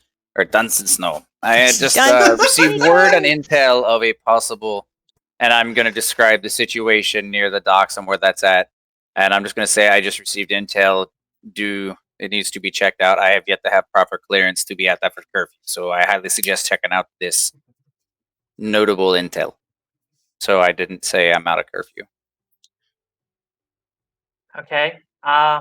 It takes a while, and eventually, and you guys recognize this voice. You eventually recognize it's actually the voice of Captain Gerald, and he goes, "Okay, not quite sure how you get the intel, but I'll have one of the patrols go check it out. Let's see here. Yeah, Damien, go take your patrol over there and go check out this dead body that Dunsen apparently says he has intel on over at the docks." And you eventually hear on the stone, okay, I'll go check that out, boss. And those two are still standing there. So it's not them. No, it's not them. You're assuming more than likely what the two is that the one that he got a hold of was like one of the patrols that are walking through here. Yeah. Yeah. So, mission failed. Eventually, you do hear a little while later. You do hear from the other guy. Yeah, he was right. There's a body here. Yeah, you might want to come check this out, Gerald. It's pretty bad. I don't know how he managed to get up there. Hey, do you think maybe it was that Shadow Menace guy? And you eventually hear, Gerald. He's just kind of like, I don't know. We'll have to check it out. It could be a possibility. I'll be there shortly.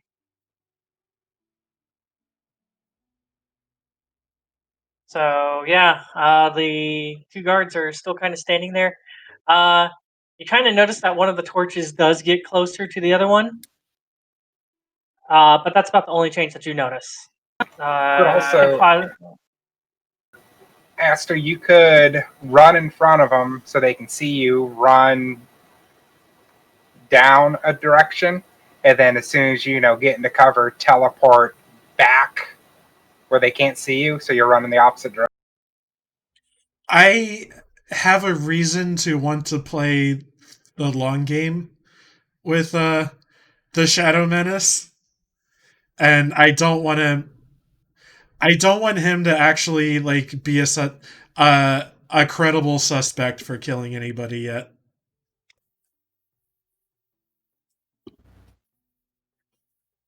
Okay, how about this? I have a disguise kit. What if we have one of us get disguised as a soldier and let them know that we need more backup for the body? Oh, but then they'll ask to confirm it with the crystal, right? Not to mention, you don't have guard uniforms.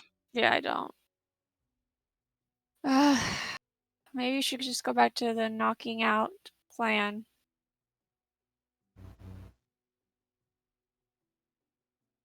Well, what do you guys think? We need to get in there. Yeah, I can make an illusion appear in front of them. Do you think you can do that to make them run the other way? Towards the body? Oh, but then they'd run towards us. Well, it doesn't necessarily mean you guys can't move before you do that. Yeah, we can adjust our positioning.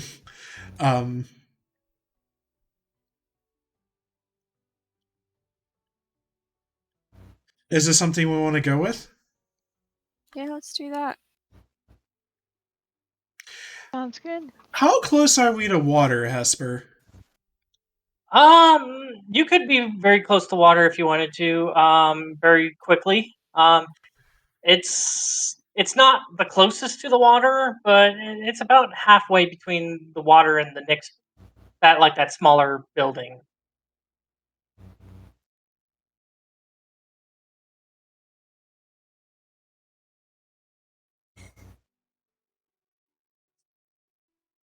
What if I make these guys panic and go for a swim?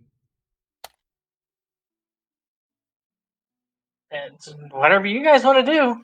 Isn't the water really far down though? Like a big drop? It's a decent ways down. Yeah, it's not like you stand right there and the water's just right there. Because I feel like it seems a little silly to have an illusion of, we'll say, a killer or something run towards where there's a dead body. Rather, you should be running away from. Right? Yeah, unless the killer is very selfish and wants everyone to look at what they've done.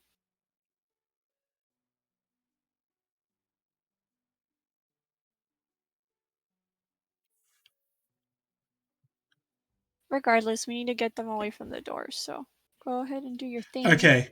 I'm gonna be... Okay, I think I have an idea. Okay. I'm gonna motion to my comrades to go to another location, kind of out of the way. Okay. And I'm gonna remain sort of... I guess I need some sort of line of sight for this spell to work, right? You had to be visible, yes. If the rest of you are going to go, try to hide, I need stealth checks from the rest of you, just so I know what I'm working with.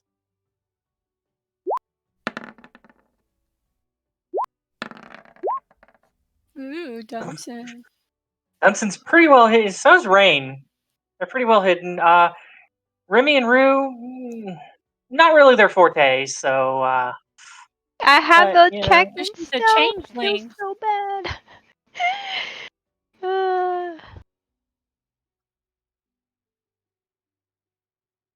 Well, we'll just have to see how well you guys stay hidden. Do I need a stealth check? Wait, are we not culminating these together like we've been? Are you taking those two as individuals? You guys are going to kind of be... I mean, for this, because you guys are actually, trying to hide, this is going to be more of an individual rather than you guys are moving as a group general. Yeah, or, well, I'll just have to see what happens. But anyways, I'm having them, because you just told them to get out of the way and hide, Mm-hmm. so I'm having them do their thing. And while you're doing your thing, I'll be putting that in. So... Okay, let me read over my stuff one more time.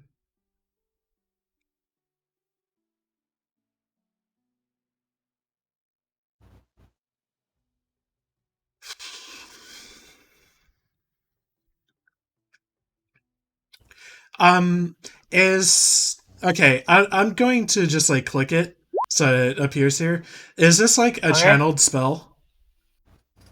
It doesn't say concentration or anything. No. Yeah, okay. if it said concentration on it, then it would be, but this isn't. Could I use 2 back to back? Let's see here. I think when you cast it again, it goes away. That's fine. Yeah, there's hand gestures, and I think because of your thing, you don't need the fleece. So there are hand gestures that you have to make. Mudras, whatever you want to call it. Yeah. But when you do cast one and you cast the next one that you cast replaces the original one, if I remember right. That should be okay.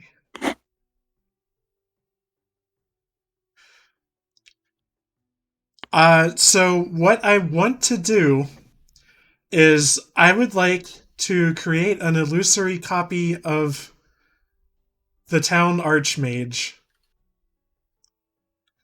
and have him run past the guards through their torchlight, I guess, very quickly, and then towards water, and then I'd like to follow it up with a splashing sound. I'm checking something really quick.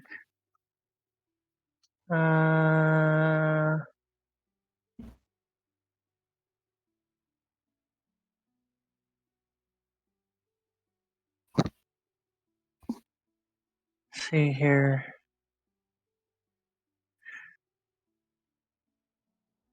All right. I was just trying to check through here real quick and see if I could get it to be if it would just kind of work. Does it have to be stationary?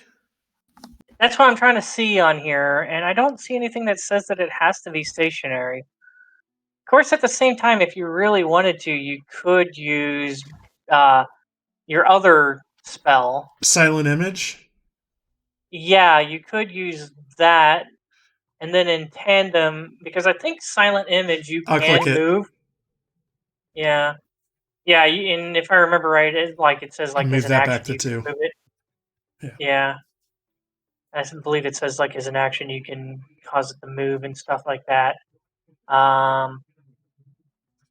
So yeah, you understand my intention, I think. Yeah, and I would tell you, if you're doing the silent image, you can also technically, after you cast the silent image and you're concentrating on it, since minor illusion doesn't require the concentration, you could technically use the minor illusion if you wanted to make snow sound effects as he's running through the snow or whatever. Okay. just giving you an idea or something like that. So are you wanting to use the silent image to kind of make him wait a bit, kind of create the sound of snow, create it looking like he's running by. He runs by them. Looks like he jumps into the water. You desummon it and you make it sound like there's a splash in the water. Is that what you're trying to do? Yeah. Does that work for you? Okay. Yeah. I think because this is an invocation, it allows you to cast it without the spell slot, so you can probably go ahead and give yourself back the spell slot. Oh, okay. And let's see here. All right, so all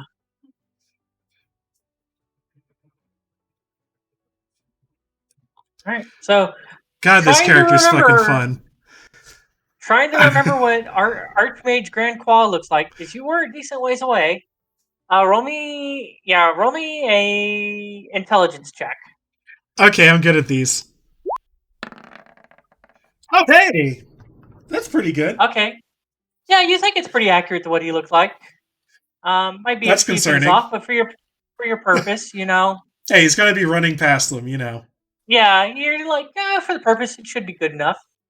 And you preset this thing up. All of a sudden, you know, close enough to the guards, but yet still far enough, you know, kind of 60 feet or whatever. You know, just kind of in that range of dim and bright light, just kind of in between.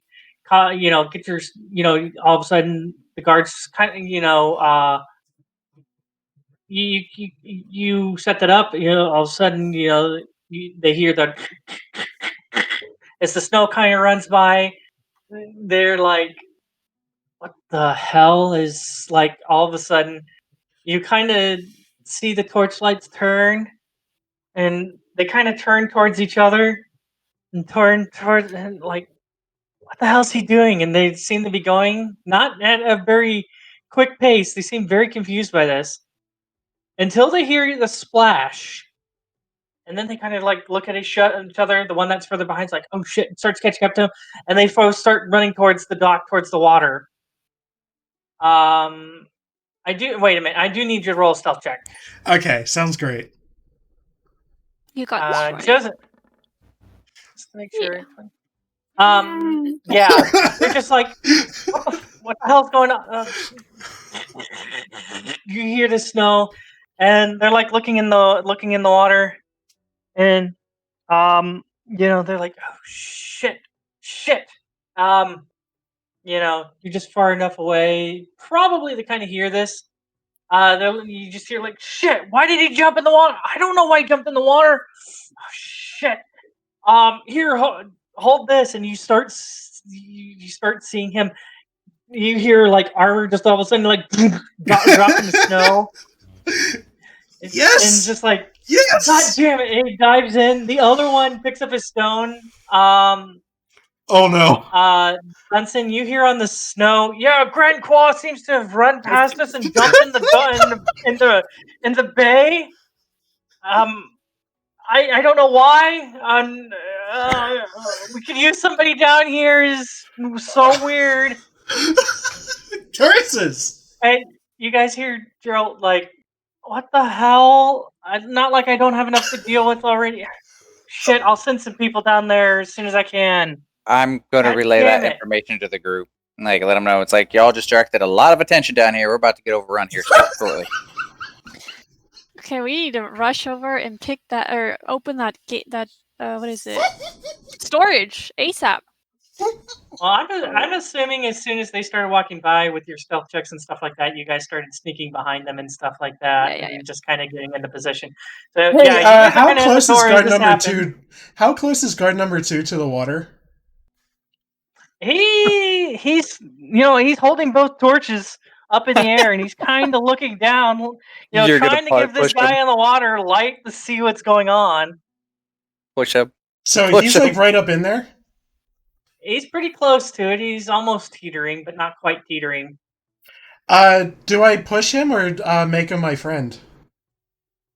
Push him. Well, you do know friends only last for a minute. Yeah. Push him. And then they know. He's wearing all his armor?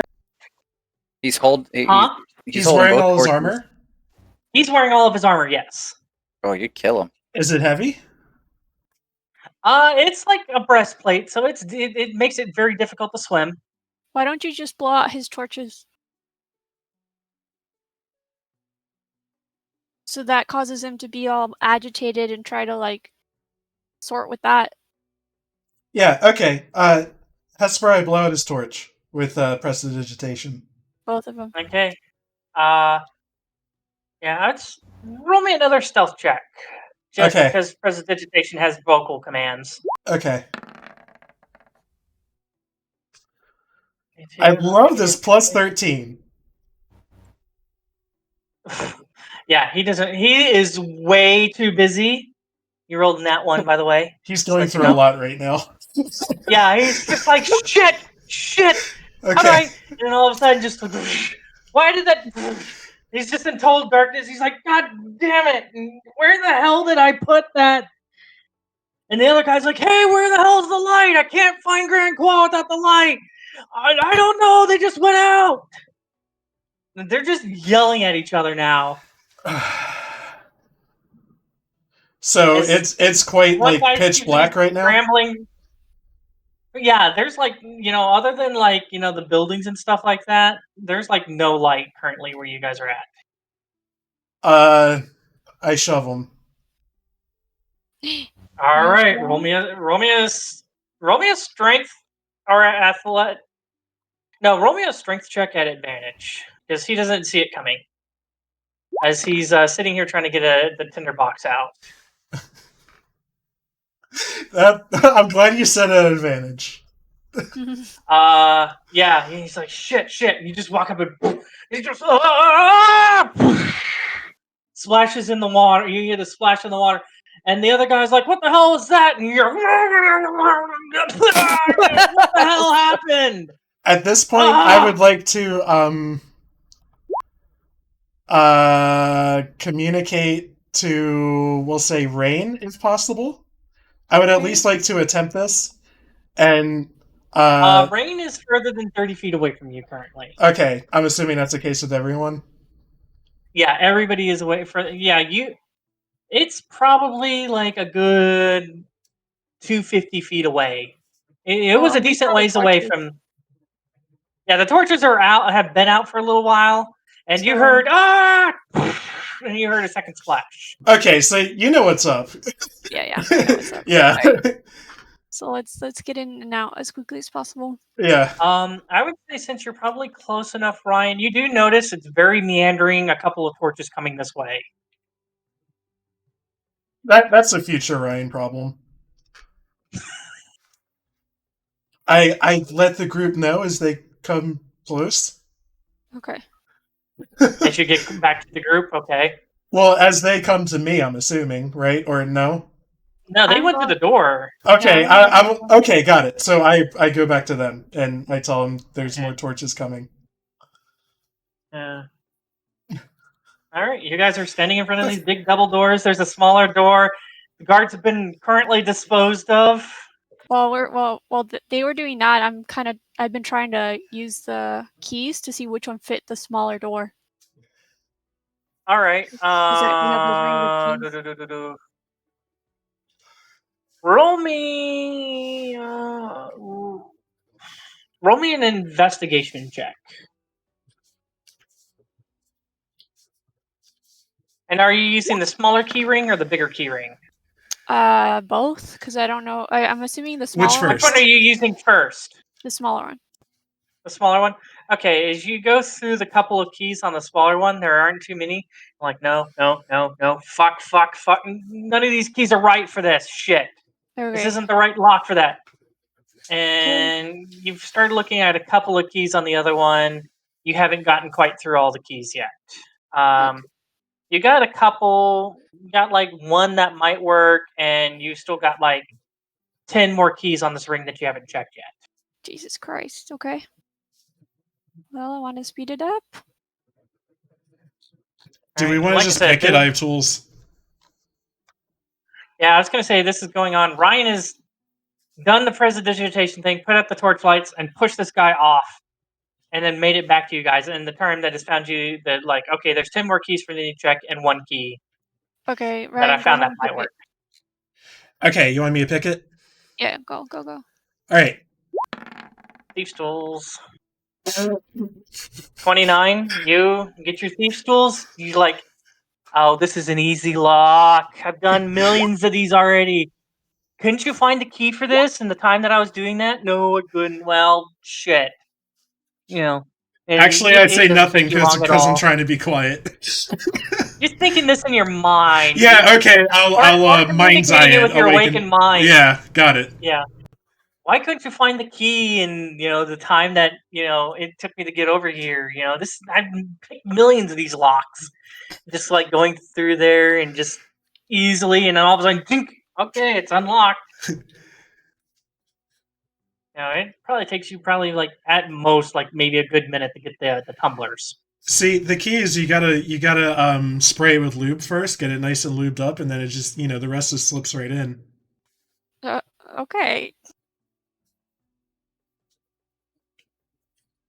Okay, so we open the door, right? All right, you open up the door. Like I said, it is we all have dark vision, so it doesn't matter that there's no lights on, but there are no lights in here. It is massive. There seem to be about there's the ground and then 3 shelves above that. Each area seems to have its own like dividers, kind of keep things divided, but they're not solid walls.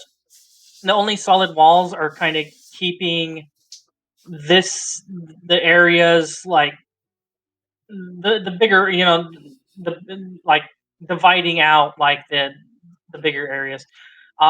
It goes all the way back to the wall, makes a left, and as you kind of look through some of the gaps, you notice that it comes back. So it kind of makes a U, but the other end of the U doesn't have a door. Okay, so we should use some kind of skill to figure out the pattern that the doors are and find unit 137. Yeah. Looking at the first one, you notice that you're in like the mid-20s. That doesn't bode well for us. Like you're like at 123 as soon as you look on the left side. Are we able to see the other end of the U shape? Yeah, it's. What number are they? You definitely can see all the way down. I mean, you can't make out the numbers, but you can definitely see the back of the wall. The others, not as clearly. I feel like it would save some time if I went and investigated what numbers the other side of the U is. Okay. Yeah. So you want to like on that left side before it turns to the U, go see what's down there? Yeah. Okay. Sorry, I'm trying to get a picture in my head, Yeah, go ahead and roll me a. Doesn't really need an investigation. You're just looking through the numbers, so roll me a perception check. You're so generous. It's not like you're trying to get close. You're just like, okay, what number? 26. Yeah, definitely. You get down towards the end of the U, and down on this end of the U, it would be. Let's see here. If we said that was 23. Give me one quick second here, real quick. Sorry, I need my calculator because I suck at brain math. I believe in you, Hesper.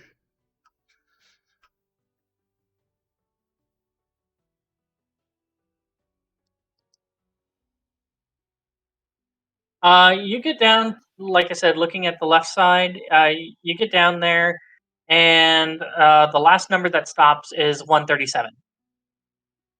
Oh shit! Am I in awakened mind range with somebody in the group? No, you're down, but it's not so far down that they can't like. If you made wide gestures, they would be able to see. Okay, I do that. I do that. I Okay. make a wide come here gesture.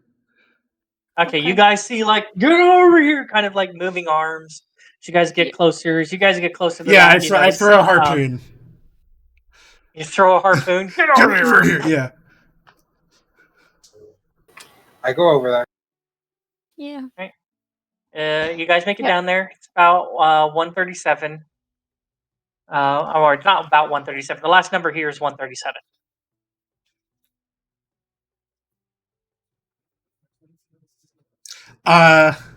So it's like a door? Or is it a shelf? They're open shelves. Like I said, this is okay. This is 134. You guys haven't found 137 yet. Oh. Oh, I thought you said he did. Yeah, you said I did a couple times. Yeah, you did. I brain farted. Hey, it's okay. It's probably just around the corner, right? You're assuming yes. Okay. We had a few places over. Okay. So following you around, like I said, it looks like it's a single section of shelf. So you head right around. Yeah. It's like one shelf from like the very top. So you got the very top one, you got that one, you got one below it, and then you got the bottom one. It's second from the top. Okay. Is it So tall enough where Ryan can get up there? Each shelving section is about 6 feet tall, so that's about 18 feet up. You could shadow teleport, can you? Yeah, and if they're 6 feet tall, I can just I can just stand in there, right? Ideally. Actually, let's say there's a little bit more than that. Let's say that they're like 8 feet tall. So yeah, so you can definitely, so people can actually definitely fit walking in. So they can actually carry the boxes and bring them in and all that stuff. Yeah, I do what we said. I shadow step up there. Okay, stepping back to get a nice clear view, you wind up at the top. You notice a couple of crates, not too much. Like I said, this is with your passive perception and and you notice kind of, it's not a nail, it's like a clamp with a piece of paper tucked into the clamp. Okay. I don't really feel like I have time to read anything.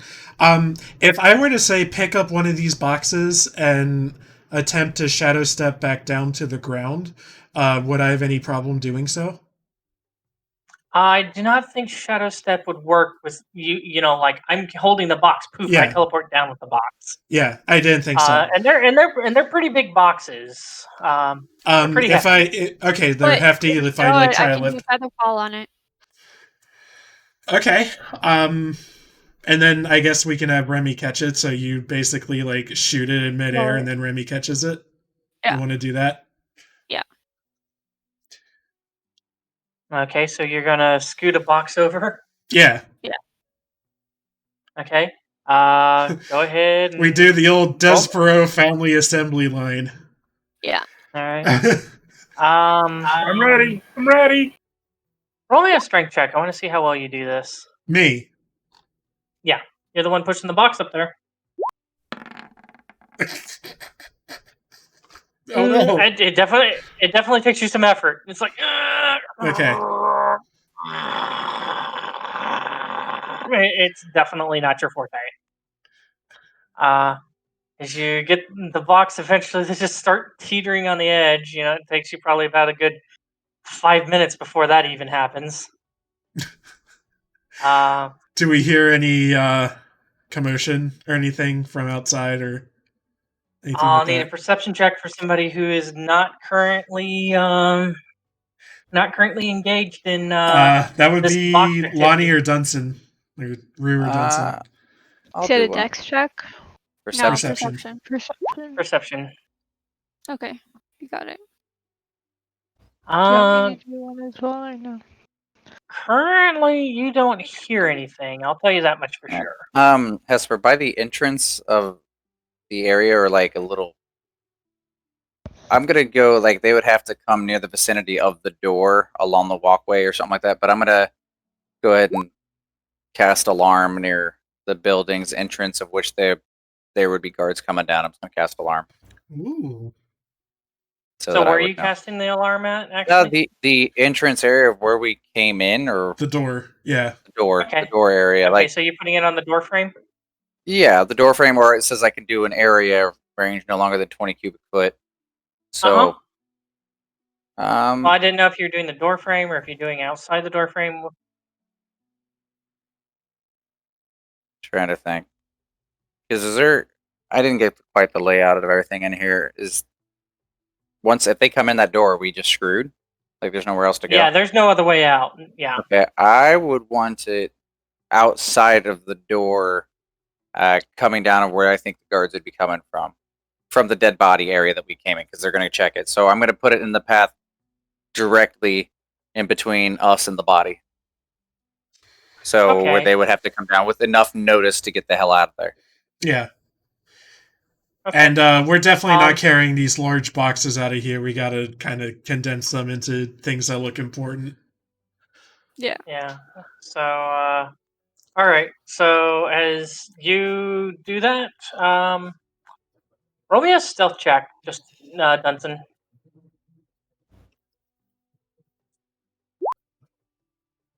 Nice. Okay.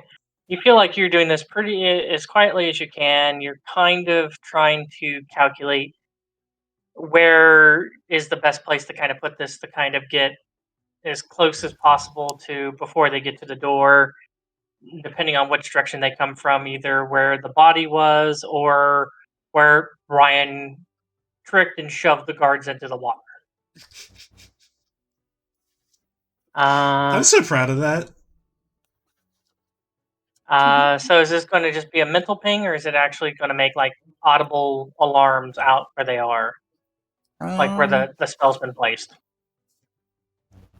I'm debating. Basically, is it going to go ding, ding, ding, ding in your brain, or is it going to go ding, ding, ding, ding where they are? Well, I'm debating if it goes ding, ding, ding where they're at. It might confuse them and take more time. How well would I be able to hear it? Like, how loud is the dinging? 60 feet. Shit, it had to be mental so that I would know. Actually, when... No, that wouldn't work. Trying to figure out as well. I'll make it mental. I'll make it a mental thing. Yeah. Okay, so you lay out this 20-foot cube. Assuming that you got it put in a good position. And while that's going, Hesper, I have pretty lengthy vision, right? You have 60 feet's worth of dark vision, if that's what you're wondering. Or wait, no, you have 90, don't you? Yes. Because of your so what I'm going to do in that direction, I'm going to let them know I'm going to watch the area. So while they're pushing that box, I want an alarm in one direction, and I want to hide in plain sight on the corner watching the other direction. Okay, so in that case, where are you putting the alarm, and where are you watching? So as far as direction wise, I am assuming we are somewhere around in here. I don't know. Yeah, you guys are in that like. And where's the dead body? Like the dead body over here. Dead body is like over here by the Siren Tavern. Okay, then for them to go past it, I want the alarm to be past the body, midway between.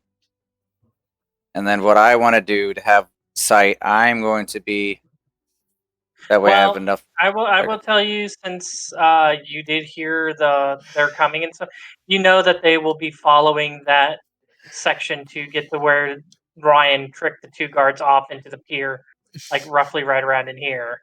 Okay, then so actually, what I'll do, because they're coming now. When they're in there, actually, my better bet, I'm gonna hide in plain sight here to be able to watch the entrance and what they're doing, because I would have a minute to do that, and then I'm gonna put alarm to block this area so that I'll know. Oh, okay. Well, you can't block all that area, but okay. Well, no, I know, just main in the road where I know, like, because nobody's going to be skirting along the direct edge of the building. I'm talking about in the path. And I would say you have a pretty good alibi if you got caught by the people investigating the hanged man, because you're the one who gave them the tip.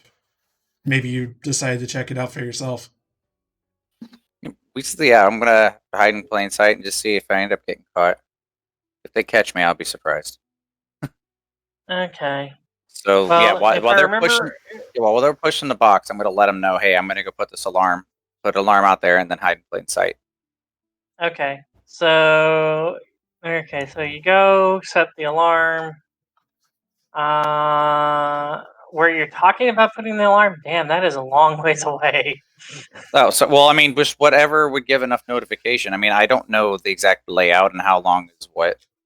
Just somewhere that would give me enough time if I needed to alert them.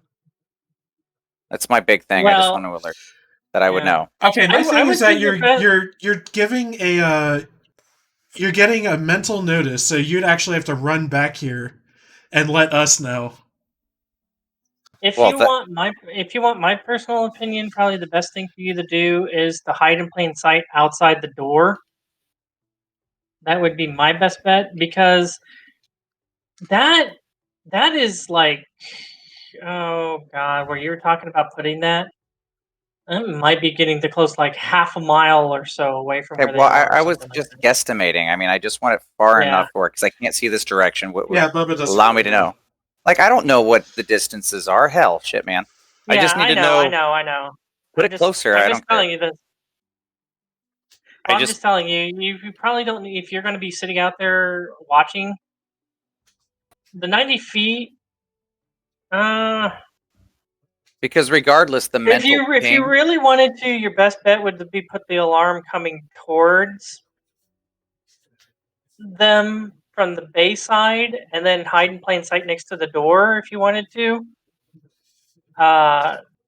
If you wanted to keep an eye on what's going on outside, so that way when you do get that alarm that they're coming along like this section right here to come back there, at least you'd be able to duck in and tell them. Sure. Like I said, I don't know the distances of this, so whatever you think. You just know my general idea of what I'm trying to do. All right. I don't know how big the scam port is. Yeah, it's a pretty decent size. And like I said, if it took...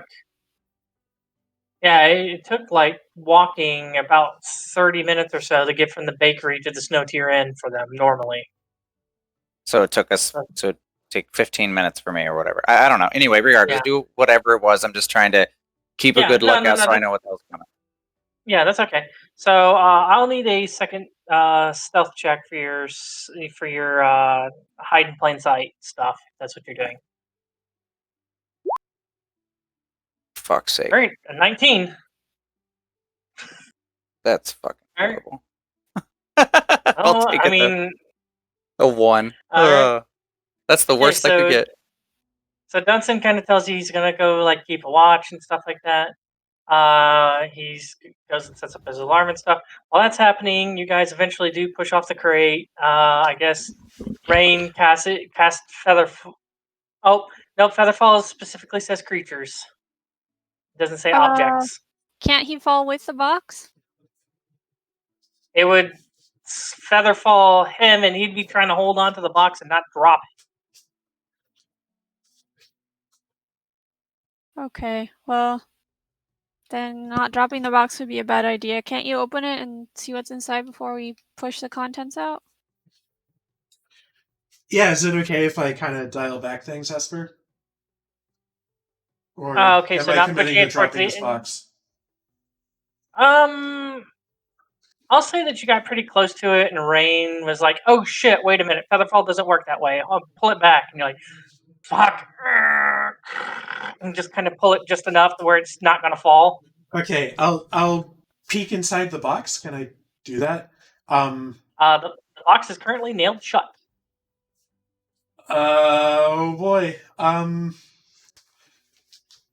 I would like to rage. Got it. Yeah, work out the nails with a dagger or a sword or something. I think you have something a little bit better for that, don't you? Toolkit? Oh, with thieves' tools? Oh, I have a crowbar. Oh yeah. How do I crowbar? Crowbar. I think. I forget if it gives you an. I'm just going to say, until I can find out later because I don't feel like looking it up. I'm going to say it goes ahead and gives you advantage on the strength check to open it. Okay, so I do that.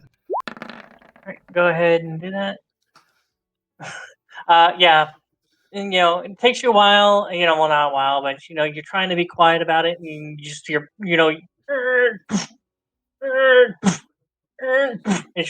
you're pulling up these nails.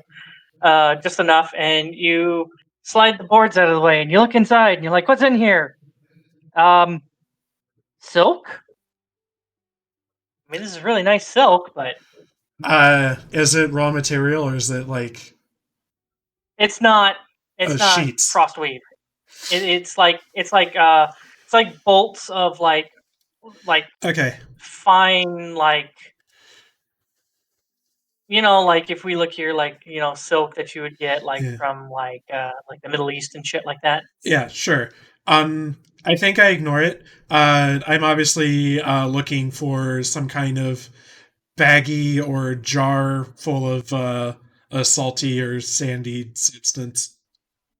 Yeah, and I think what I remember right, Raine would have told you it's a purple salt crystal. Not purple. Yeah. It's a pink salt crystal. Yeah, that's right.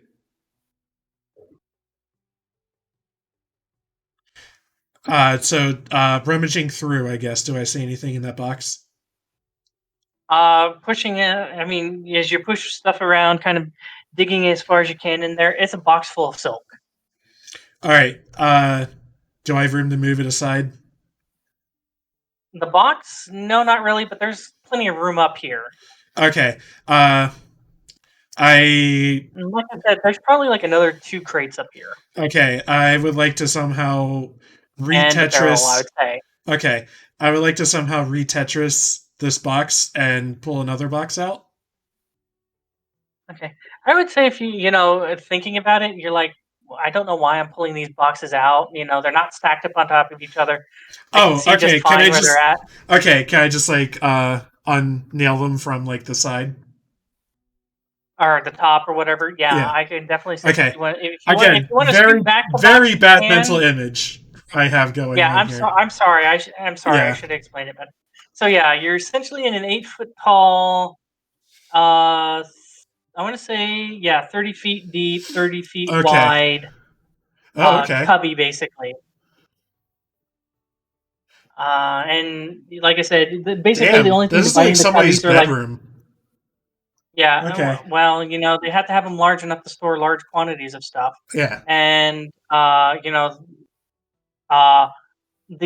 floor is it's been smooth, but like if you look on the underside of the other, it's like curved.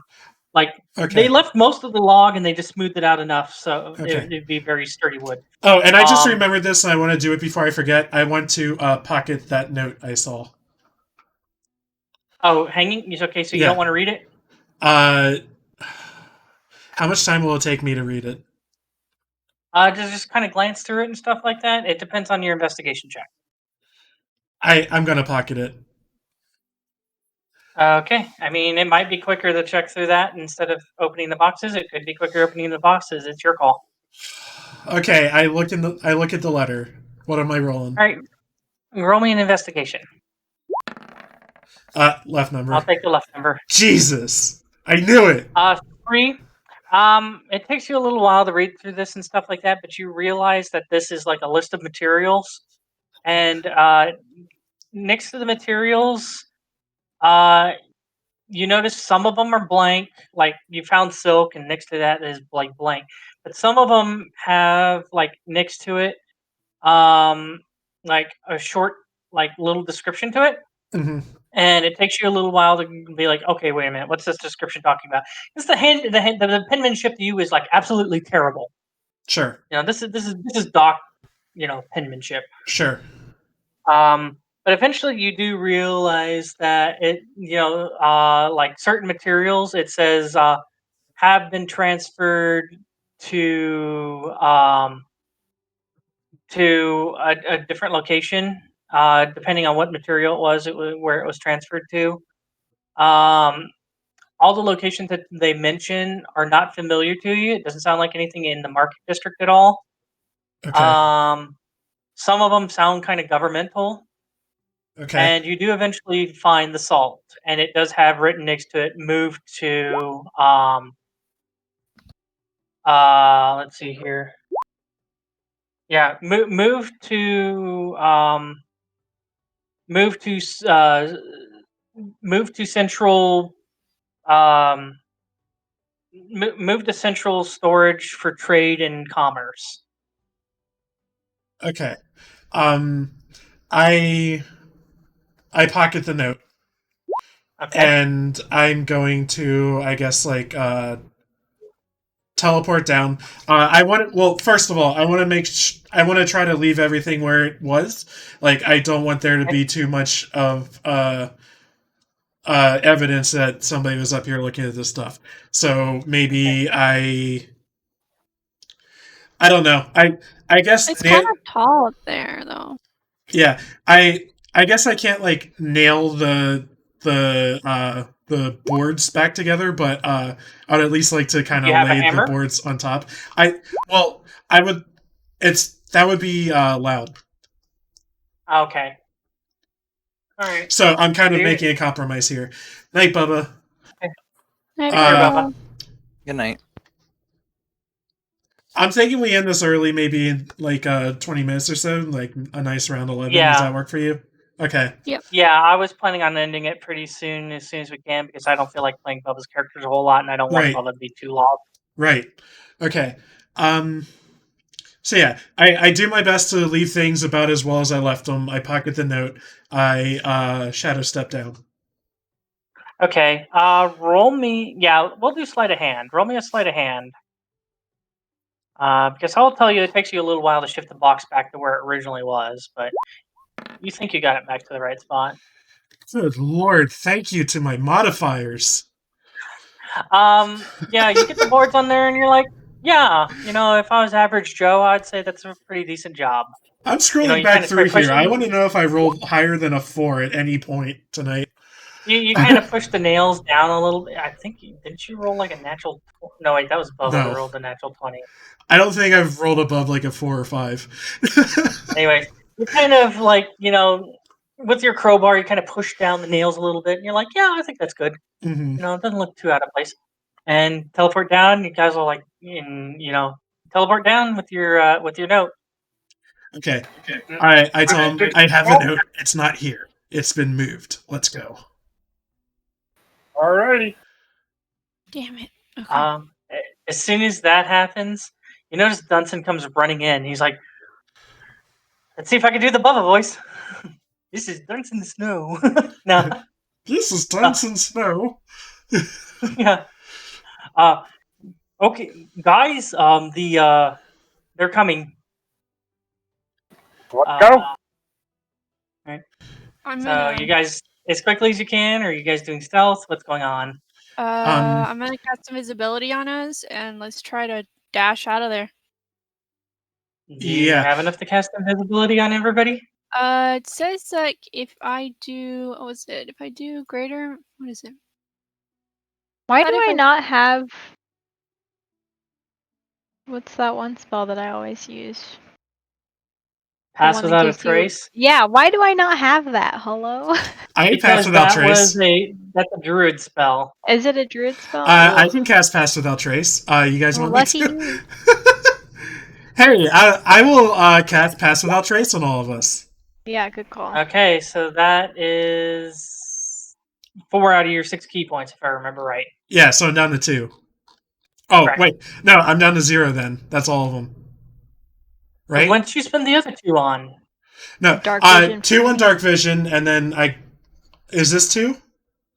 Is this 2 or 4? That's 2. Okay, you said 4. 2. Okay, we're good. I'm at 2. I said 4. I meant to say 4 total. Okay. Sorry. Yeah, I'm at 2 key points left. Okay. So yeah, everybody gets a +10 to their stealth check then.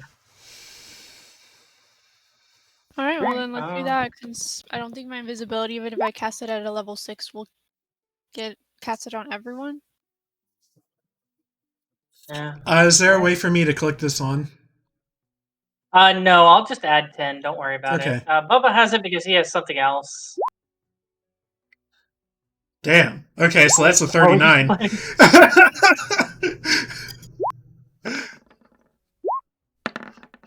Yeah, Ben. Yeah, something. Yeah, you guys, compared to earlier, you guys are like, oh yeah, this is, sneaking on out of here as quietly as you can. Even managed to quietly close the door and put the latch back on, like nobody was here.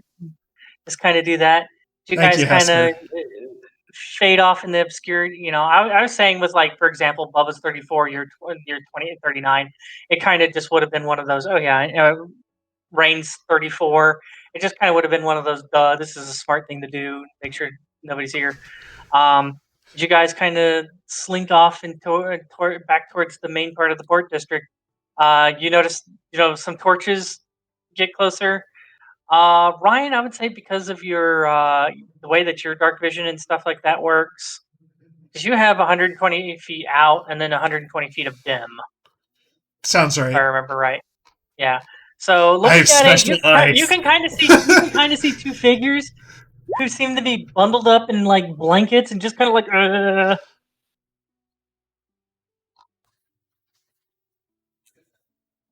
Yeah, usually when it has that, well, no, actually, no. So it is only 120 feet. Yeah. So, I mean, it's not too hard to see because of the torches and stuff like that. Because as they come, up to kind of see what the hell happened, why, why did that happen? Why did they get pushed in? You see, two of them seem to be bundled up in like blankets and kind of shivering. I would say Raine probably sees this too. Anybody with a high enough Wait, passive guards are perception, doing this, or just randos? Two guards. Oh, okay, yeah. Those are the guys that took a swim. Well, one took a swim on purpose, and the other one kind of got forcibly pushed into it. Yeah, that's fine. It was just the wind. And yeah, they seem very confused. They had a bad night. Unlike usual, they seem to be like spreading out and trying to figure out what's going on. Uh-huh. So yeah, they're trying to figure things out. But with your stealth checks, it doesn't seem like you guys are being followed. Okay, I think we pretty much just go wee all the way home. Yeah, I'm not even rolling perception checks or investigation checks for them. Bye, Khaleesi. Good night. Night, Khaleesi. Yeah, I mean, I'm not even rolling those checks because looking at it, I'm just like, there's no way that they're going to match 30-something odd points. 39. Yeah, whatever it is. Yeah. Yeah. I'm like, there's no way, even with a natural 20 with what they have. So, yeah, you guys managed to make your way back up out of the port district as you guys kind of take a look back around and stuff like that. You notice little glimmers of torch lights seem to be individual and moving quickly throughout the port district. Oh, right. Probably because, I made an illusion of the Archmage. There's that. There's the one guard randomly getting pushed in, possibly by an assailant. There's a dead body. Yeah. That got called in. It's definitely time to cheese it and just head back to the inn for the night. Yeah. So, I'm going to keep using that stealth fucking check. Blinders on, eyes forward, to the end. Yep. And knowing the back roads and whatnot. Yeah. Yep, just knowing the back roads and stuff like that. He seems to be listening to to his intercom radio thing. You're hearing things like, you hear a lot of chatter, basically, all about what's going on down there in the port district. With them looking around and trying to find the assailant, trying to find Archmage Grand Qual, which, there's like, I don't know why Archmage Grand Qual jumped in the river and stuff like that. Eventually you hear on the radio Archmage Grand Qual being like, I don't know what you're talking about. I'm not down there in the port district. I'm in my tower finishing up preparations to hunt down the perpetrator. That's like that meme where it's like, sometimes I still hear his voice, and then the other guy's like, I'm not dead. Not dead. But yeah, I'm just imagining the Archmage just being what is his name, Jonah Jameson, like, give me that Spider-Man.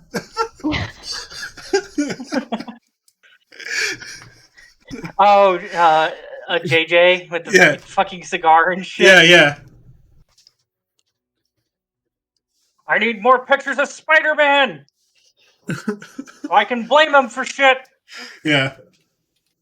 Ooh, there's Maybe a I'll start meteor playing shower them on my often. island right now. Ooh, I had one the other Nice. night. Wait, why are you playing Animal Crossing while we're playing D&D, Lani? Don't worry Because about there's it. a meteor shower.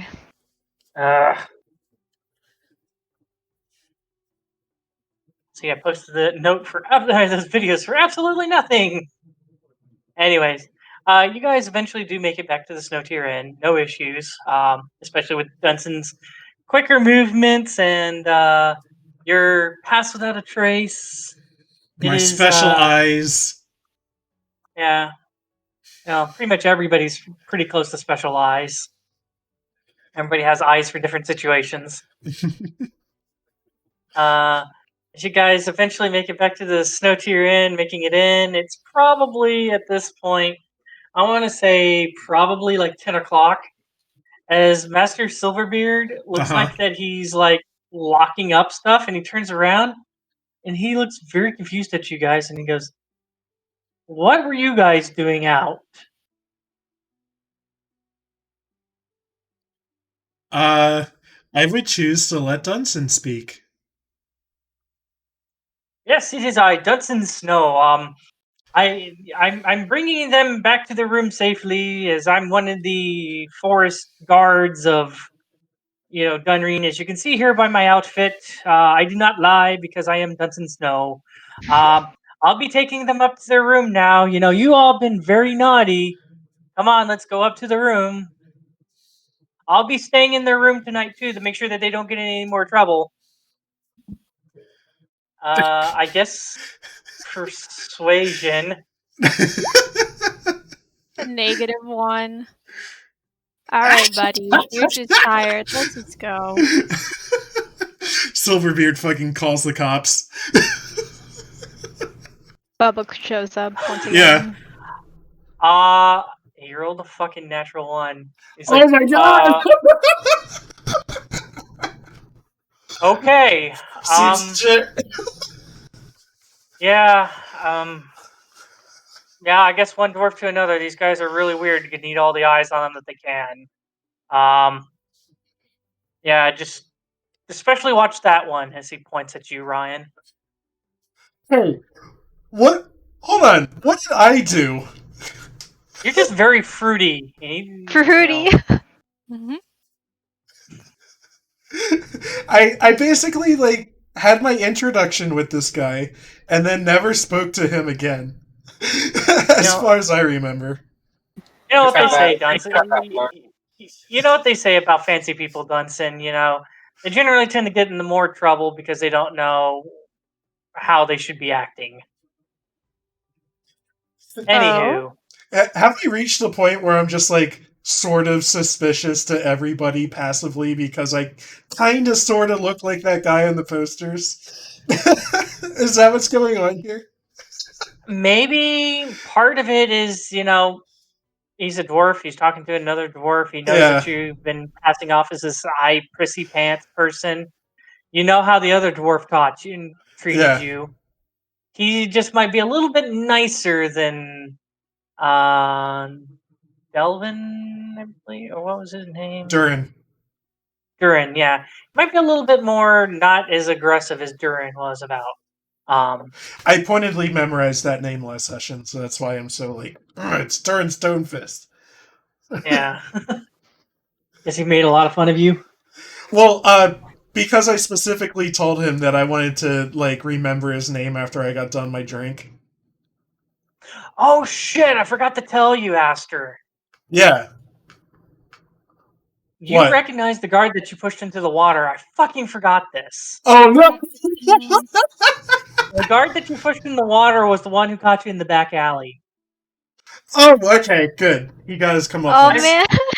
I forgot to write that down to remind myself. He deserved it. Yeah.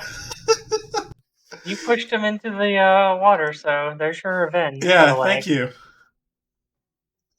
Nothing personal, kid. Maybe he'll die of ammonia, who knows? Just business. I figured when you're talking about that and you're like, I hate that guy. I'm like, oh yeah, there's another guy he hates, and he managed to push him in the water. Oh shit, I forgot to tell him that. Well, thanks for that little zinger at the end. Is this where we're kind of closing off the session? Back in our room? Yeah, I would say you guys make it back up to your room. I'm assuming you guys are wanting to take a long rest, if that's the case. And, unless there's some other things that you want to role play out real quick, feel free to. Otherwise, go ahead and reset all your spells back up to full. I'll go ahead and do that for Bubba. I'm just happy we successfully pulled off a heist, kind of. Yeah, kind of. Hit points back up to full, because we'll just go ahead and do a long rest, and we'll start up at the morning. And when we start the next session, you guys can decide what you guys are going to do. If you guys are just going to hang out in the inn, you guys are going to go exploring some more, or what? I might change around some of my spells, just a heads up. Okay, yeah, feel free to let me know which spell. Wait, yeah, nope. Click, click, click, click, click. Sorry, the only time I've had to deal with spells is on paper. I'm not used to all 20 spells. Okay. I'm like, what button do I press? I got it. Yeah. I'll click all the spells. Anyways. Yeah, so if there's anything you guys want to role play about the paper or stuff like that, or if you want to look at it a little bit more and I can give you about as much detail as I can about it, or what maybe Dunsen would probably know about it, because what Bubba's character would know, I know. Yeah, I think we just handle all that next week. Yeah. Handle all of it next week in the morning? Got it. Mm-hmm. You all get ready to bed down about 10 o'clock to wake up about 6 o'clock the next morning. Lani, no more headache! Yes, I'm going to roleplay crying and falling into bed. You're like, I missed you, bed! Just like I do every night. Yeah. Face plant into the bed.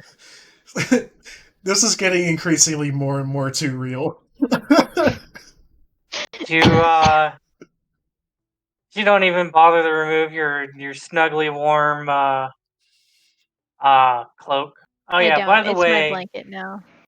By the way, I need Remy and Rhiennes, by the way. Oh, yeah, we got the blood splashed on us, so con saves? Checks? And Roux, con saves. Okay. What? Why do I have a con save? Because you were scouring through the body.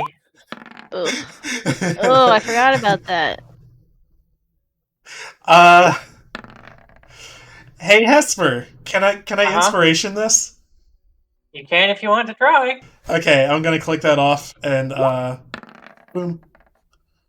That's better. Okay, Ryan, you're fine. Ready for my maximum con to go down by 1. But then I'll have a perfectly even 60, and that makes me kind of happy. Roux and Remy, you both lose maximum hit points of 5. What? Oof. What's 62 minus 5? 57. 57. 57? Oh, I'm getting squishy. Okay. I'm at 75. I thought I had it bad for a level 10. Let's see here. I'm too used to Brave Digger numbers, right? Like 200 by this level. Let's see here. If I remember, because I lost this information. I think Raine lost 3 the first time. Yeah. She lost 3 or 2.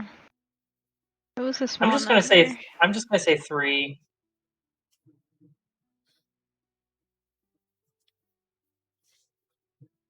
Doesn't Celeste show up on your island if there's a meteor shower? Yep.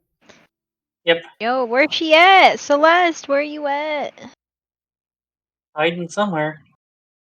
But, yeah. So I guess I'll go ahead and do it for this session. Everybody at least have fun? Yeah. I fucking love this session. Aside from all my garbage rolls. we had some bad ones. It took a long time for me to, get warmed up, I guess.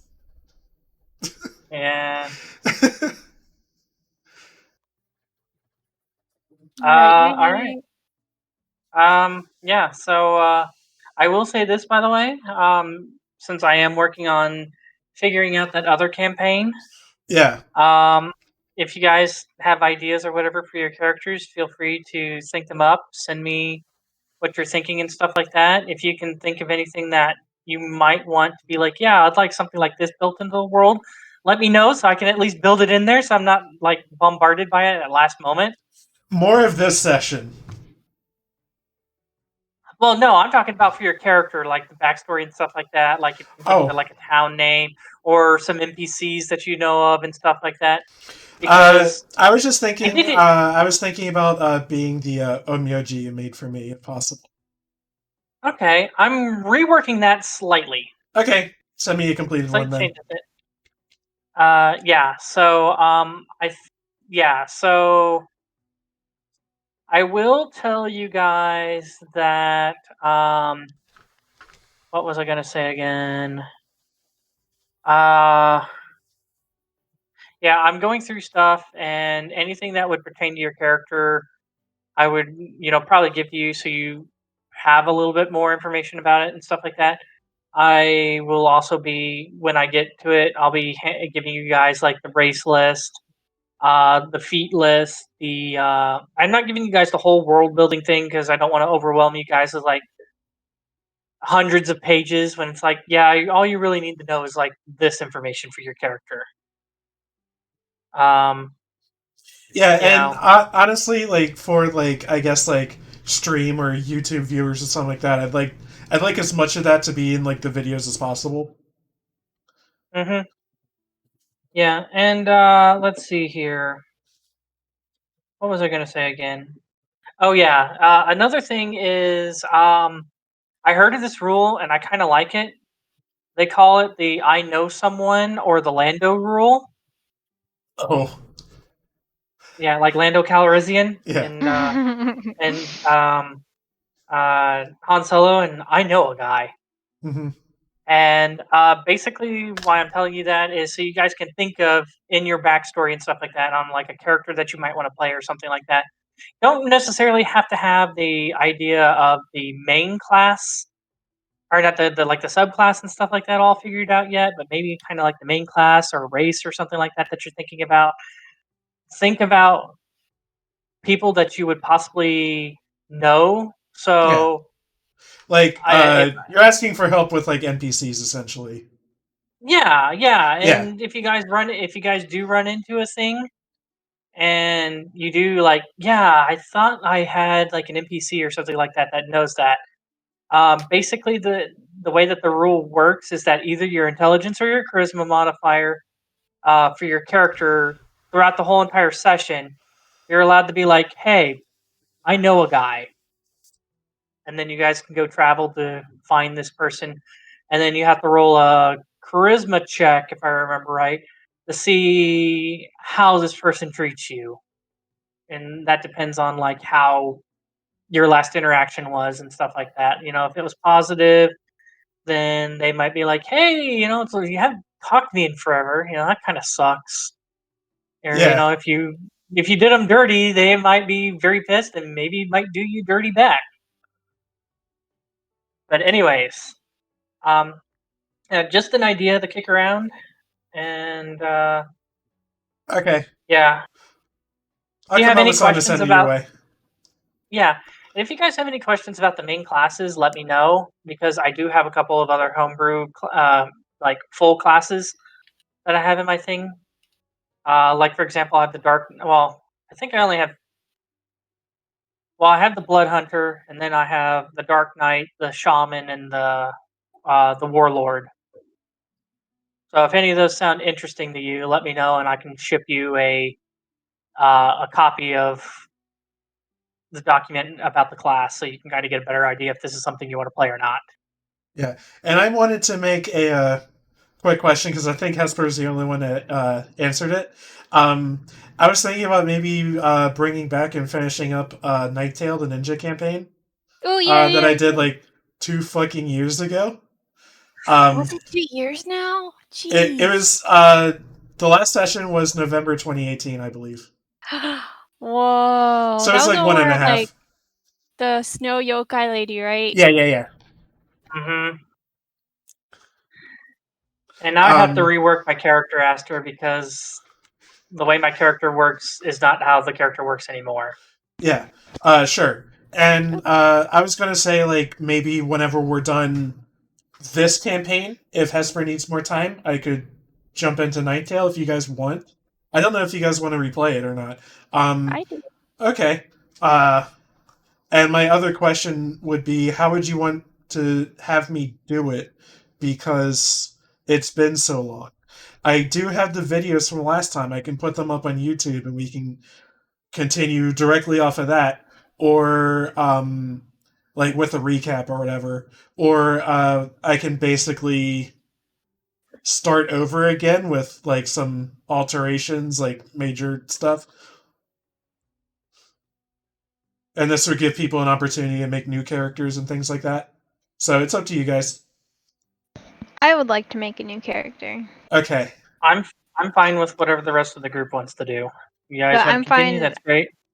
I have that other character that I made for the Waterdeep campaign that we were going to do, and I might be interested in using her if that's possible. Your wizard? Yeah, we'll check it out. Well, I like my samurai, so I'll keep my samurai. Okay. Yeah, we'll figure some stuff out. So in that case, I would probably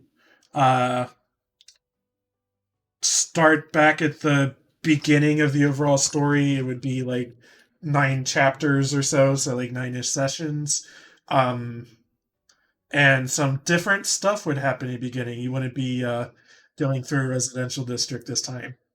It would be something else. So it should be kind of fresh. Okay. Yeah, I mean, if you got cheated on by that bastard Greg. Gotcha. You still remember that? Yeah.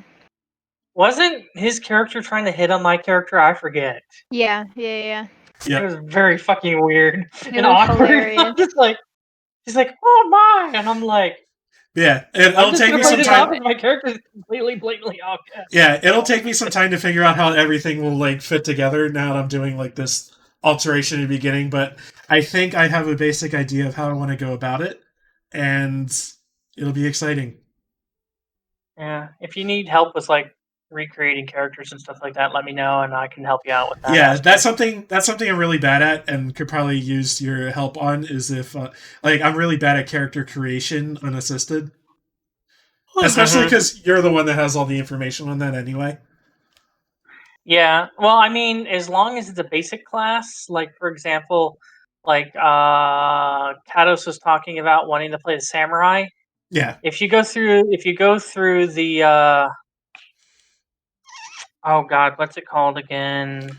It was just like a fighter, right? Yeah, if you go through the Charactermancer on Roll20, yeah, you can build all that. Though I do have slight modifications to the samurai class, but that wouldn't be hard to implement at all.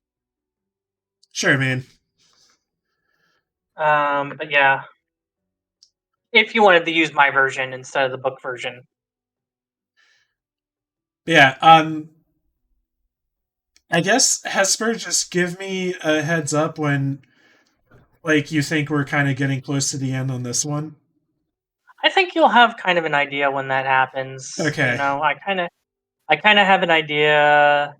You know, I do. You know, I am thinking combat and stuff like that eventually at some point. Unless you guys somehow magically manage to fucking avoid combat and somehow manage to clear it without combat. But I think you'll have a pretty good idea when you're there towards the end.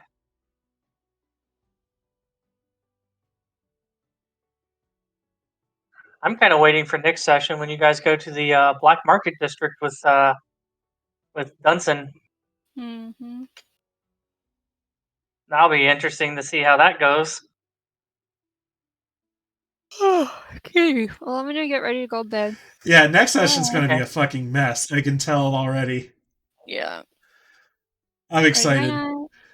Why do you believe it's going to be a mess? Because Dunsen called in, like, vague intel that somebody was, like, hanged. And then never showed up? Well, was he supposed to show up? I guess we don't know that. Don't know that. he would know if it's like protocol for him to show up to his own intel, I guess. Yeah, but Bubba the player never asked me about any of that, so. Okay. Well, he did just say he had intel, not that he saw it or anything. So basically, well, okay, so Bubba put that on himself. Like he was, he said that he had. So I don't feel bad. Like I'm not the one who put it on him. So hopefully he'll have a plan. Mm-hmm. Well, he has a whole week to think about it. But yeah, we have a bunch of wheels spinning within wheels. This is whoa. Yeah, and if something happens to Dunsen where you guys aren't able to, I mean, because his contact is supposed to meet you at a specific time, technically today, as it is in game. Yeah. The day that we just started at the end. Yep. Okay. Yeah, this is gonna go over real well.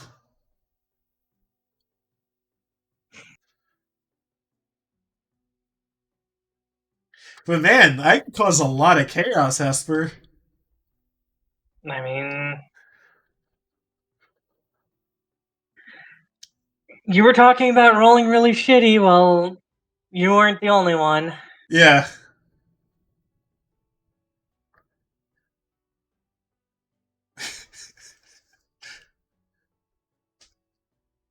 I just love how you're like, yeah, I didn't do any, I have this inspiration or whatever. I'm gonna go ahead and do that.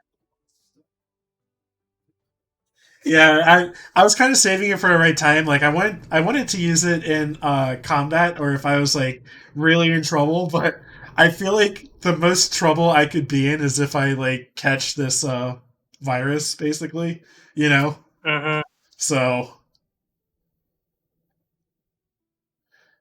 I feel like in character, or like if it were me, if I could do something that would make me not catch a plague, I would do that thing, whatever it is.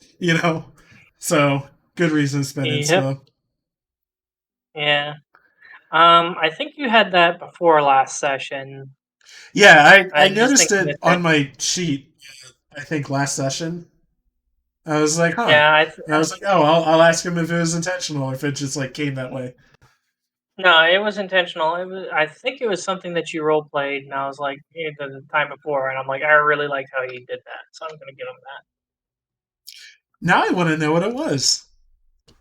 I'm trying to remember what it was too. It would have been the session before last. Was that the shopping trip? That would have been the shopping trip. I think the reason why I like what I like. Was it my really awful story? No, it wasn't your really awful story. I think what I gave it to you for, I think if I remember right, was basically your role playing on even though because let's see here. I think I gave it to you on the shopping episode. Trying to. The other thing I can think of is that I basically like got down on the kid's level and told him, if you need anything, contact us. Yeah, I think something like that is what I had to. You kind of seemed like, kind of trying to play your traits of being like a protective brother or something like that. Yeah. Even though the kid wasn't part of your family, and I know that you were kind of family oriented and stuff like that, and I'm like, okay, that was a good role playing moment, I believe.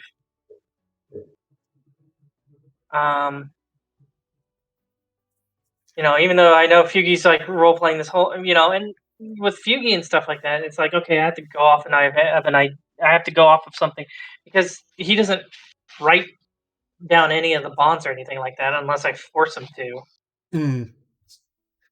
So I kind of just, I kind of have to just kind of go off of.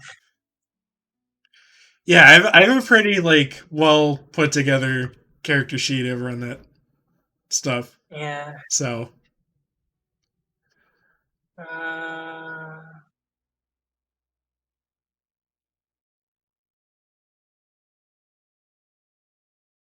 But yeah, I used almost my entire kit to pull off that heist tonight.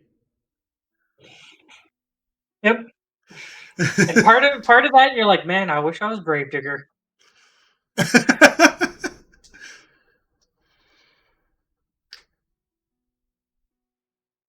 I mean, you saw kind of like a Gravedigger-esque like character show up. Yeah. I was wondering if that was a Gravedigger insert or not, and then you mentioned his tattoos, and so I was like, okay. Yeah. No. And Esk, he, not a wrestler, unfortunately. The Goliath, big burly, likes his drink. Hey, okay, I'm going to turn off the stream now, and since it's just you and me, I'll tell you my idea. So, goodbye Twitch, goodbye YouTube, thanks for watching.